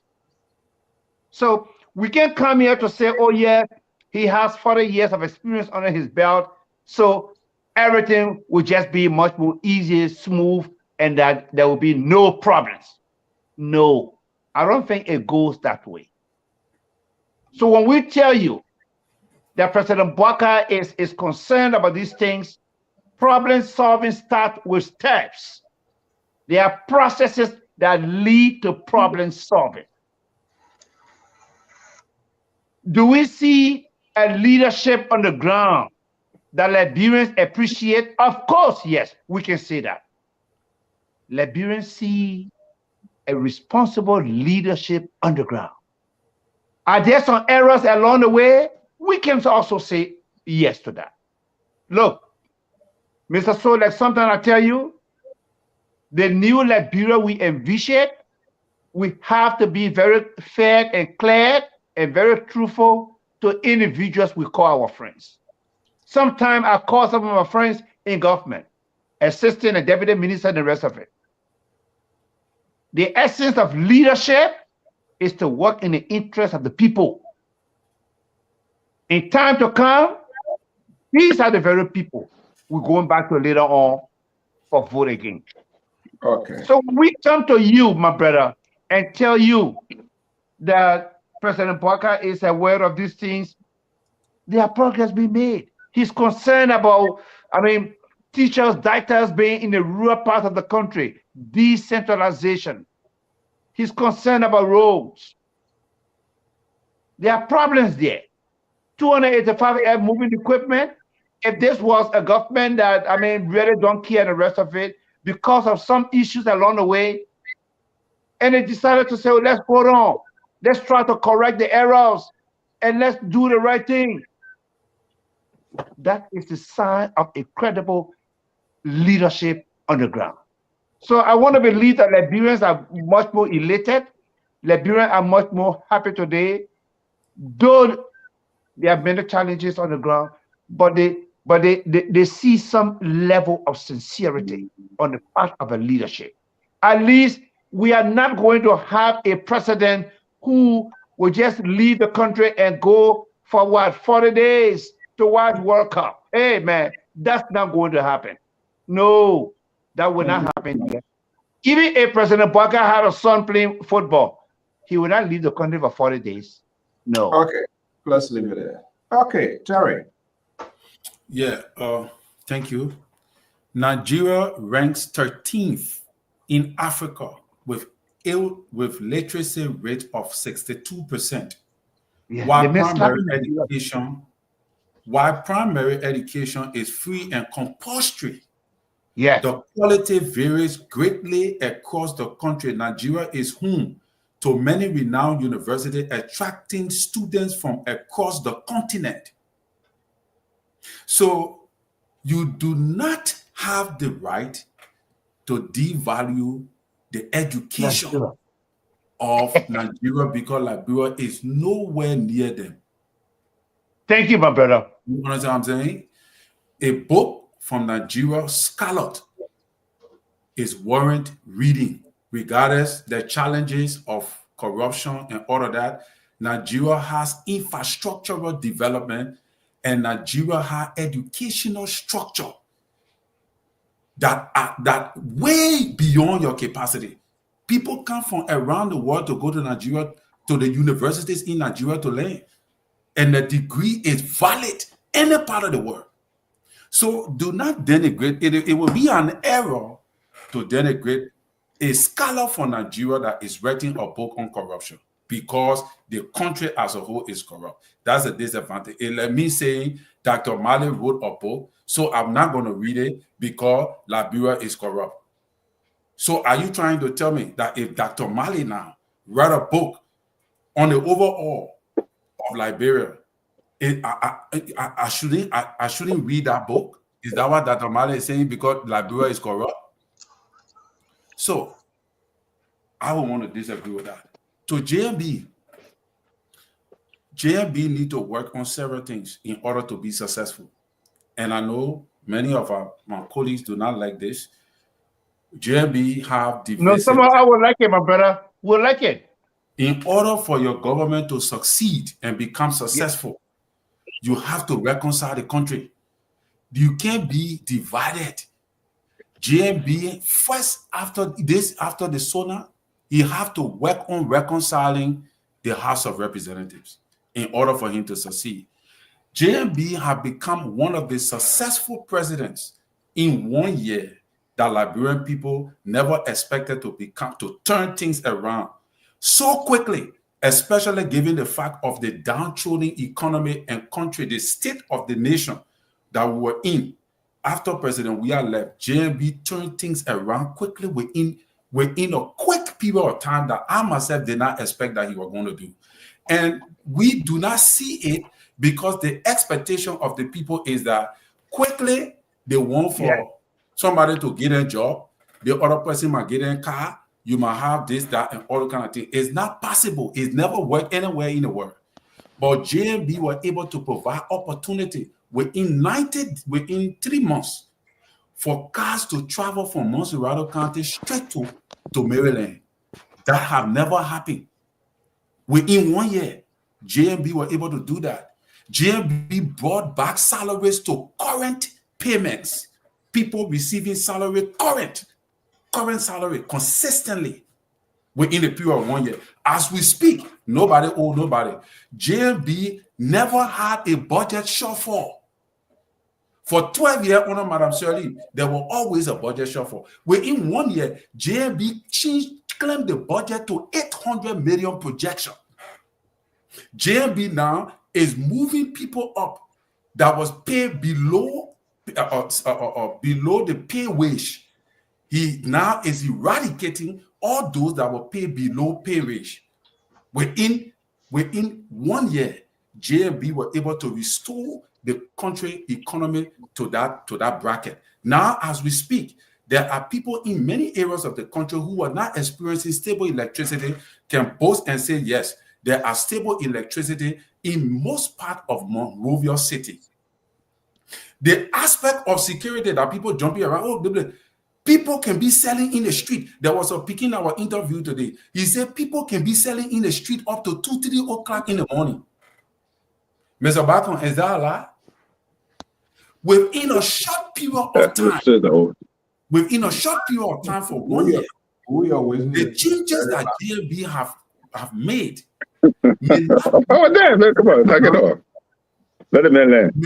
may not trickle down effect as an impact directly on the people because they are not seeing the gains made. Thank you. Look at the Vartan Road. Joria, when I went to Liberia last year, the BB hole that was in the road, right now, as we speak, that road is being paid. I just want to say this to President Weah people too. I think the reports are coming here for both the Laborer and Jerry Bacon. I'm not sure whether they really want to speak again. Mr. So, you do not determine what happened in our camp, please. You still on camp? Okay. Mr. So, I told you, I say, we will fail. If JMB fail, we will fail with him. Don't mind me sometimes when I'm talking about some of the things that he do that are not correct. When he fail, we fail with him because we brought him to power. We're not going to let CDC to take it from us.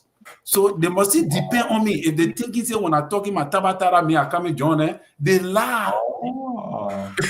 Okay. All right. Let's hear you, Mr. Jones. Mr. Bacon. Why your co-host? He ran away because he can't stand the heat. Yeah, of course. The co-host gone. He can't stand the heat. Look, listen, think about it. Think about the book. No, he stayed behind. They put in the back. They put in the back. You say worry about me, I'm back. No. You see, think about something. There's a book. Yeah. Look at it. I want you to look at it. Where's the camera? Okay, right there. It's a good book for you to read, Terry. It's a leadership in ministry. It's a good book to read. Okay, so if I come into you, you are passion. You are a minister. I will bring something to you that will strengthen your knowledge. All right? There's a book written called The Falling of Chicago on education. So Dr. Mali need to read that book. What constitutes education? How the education system appear in Chicago. So if I'm going to the president, he passionate about fighting corruption. I think in my preview or knowledgeable in that area, I said, Mr. President, here's a book for you to read. These are things that happened in the past too. Who have done this? This is their research, so that's what it is. For you to come here and degrade and it was wrong for me to carry the book. Who should I carry the book for you to read? So as an educator, if I'm coming to you, I will bring a book that is relevant to your education. But here's the thing. When it comes to dismissal, Donald Trump dismissed the Attorney General, the former senator from Alabama, number one. Cesar. Thank you. He dismissed the FBI director, number two. What were they dismissed? Mr. So let him ask me why you cannot tell the question again. We're making our closing. I just telling you. The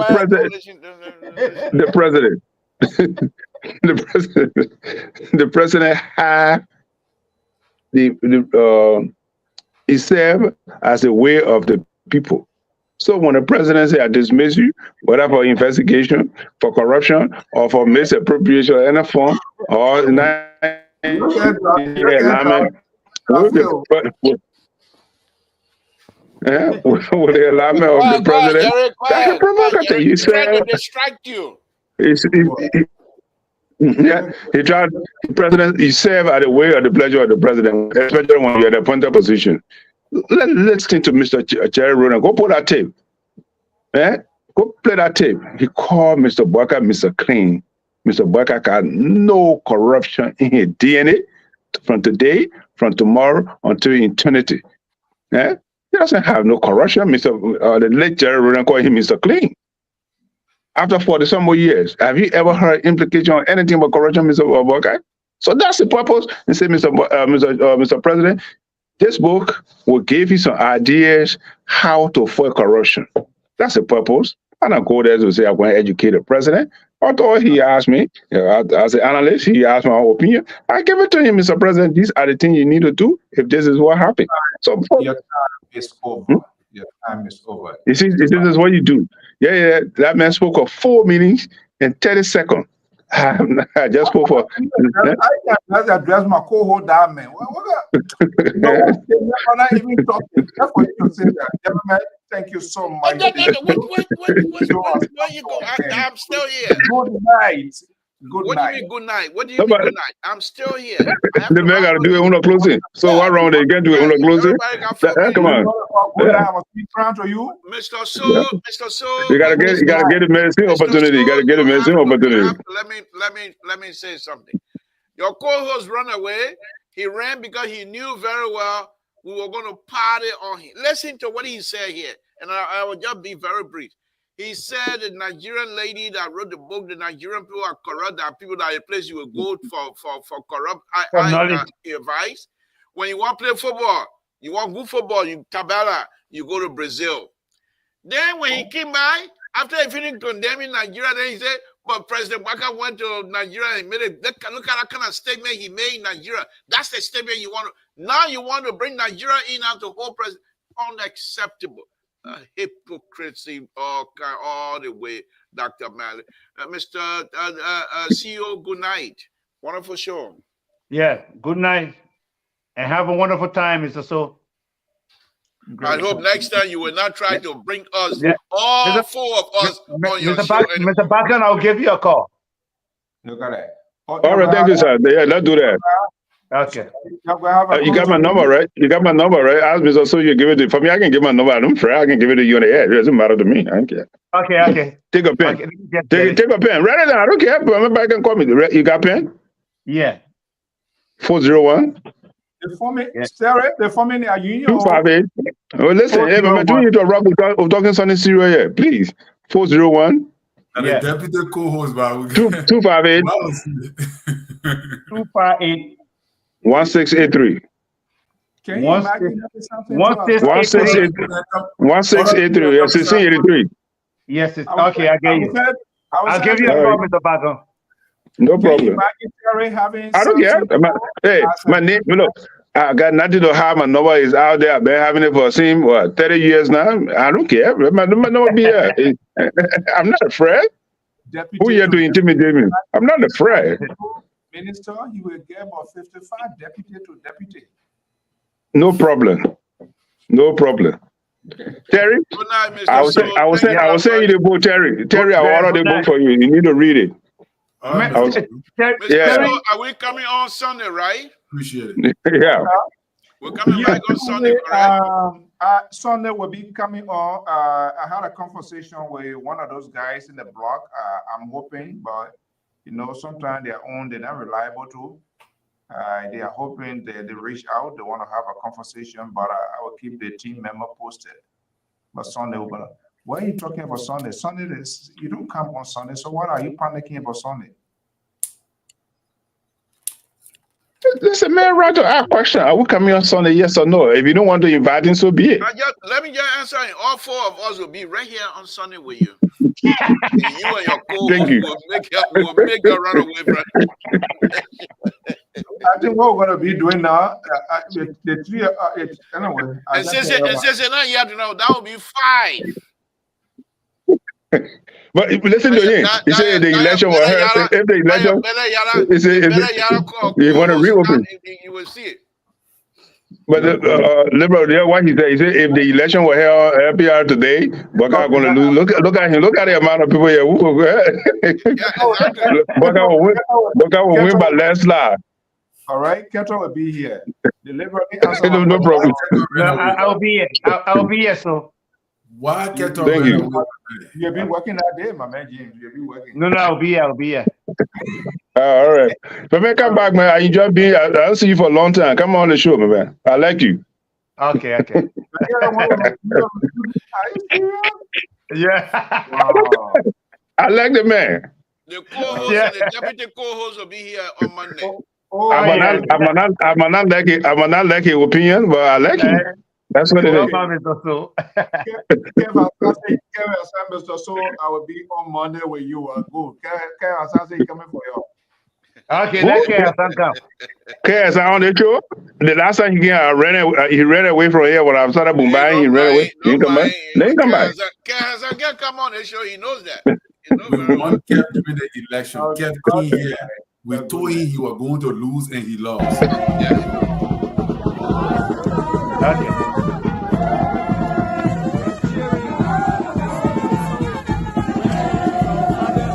Welcome to our brother, our long-term friend.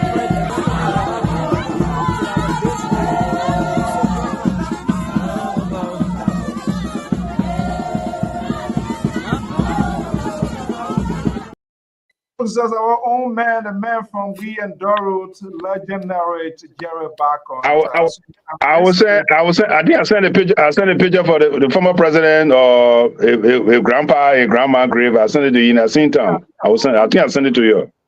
Who's the former president? President, we are. Joe, we are. We are. We are. Okay. Don't say we are related from the same town. You're the chief architect of CDC. I don't know what went wrong down the road there, and you're just scattered like that. Man, I thought your town. You want to bring it back? No, that's another show. Bring it back. Okay, good night. No, I think I put in the chat room though. I put the grave and thing. I put in the chat room. Yeah, I saw that. Okay, yeah. I'll call you. I don't know how your schedule. Maybe we can work out this weekend tomorrow. Let's see how it looks. I'll call you, then we can see where we can meet. All right, no problem. I'll be here. I'm not going nowhere until Monday. Okay, all right. Bye-bye. Yeah, because myself, I just came on the show from West. I shouldn't come here. I've been sick, but I gotta go. I gotta go on the show anyway. So, yeah, when I came back, I was sick. I had a diarrhea killing me, but I'm all right. Okay. It's the host country, the United States of America. In Jesus' name we pray. Amen. Okay, folks. Samson told our Pop Radio. I want to thank all of you. The liberal is here to talk Tabata, and they Tabata, not any, that what I go for. I sent the link out already. And if people don't come, I give them say 10 minutes out of here. And like I come to consider and wait for your whole day. I tell him, Mr. So. This coming, I gave Mr. So at least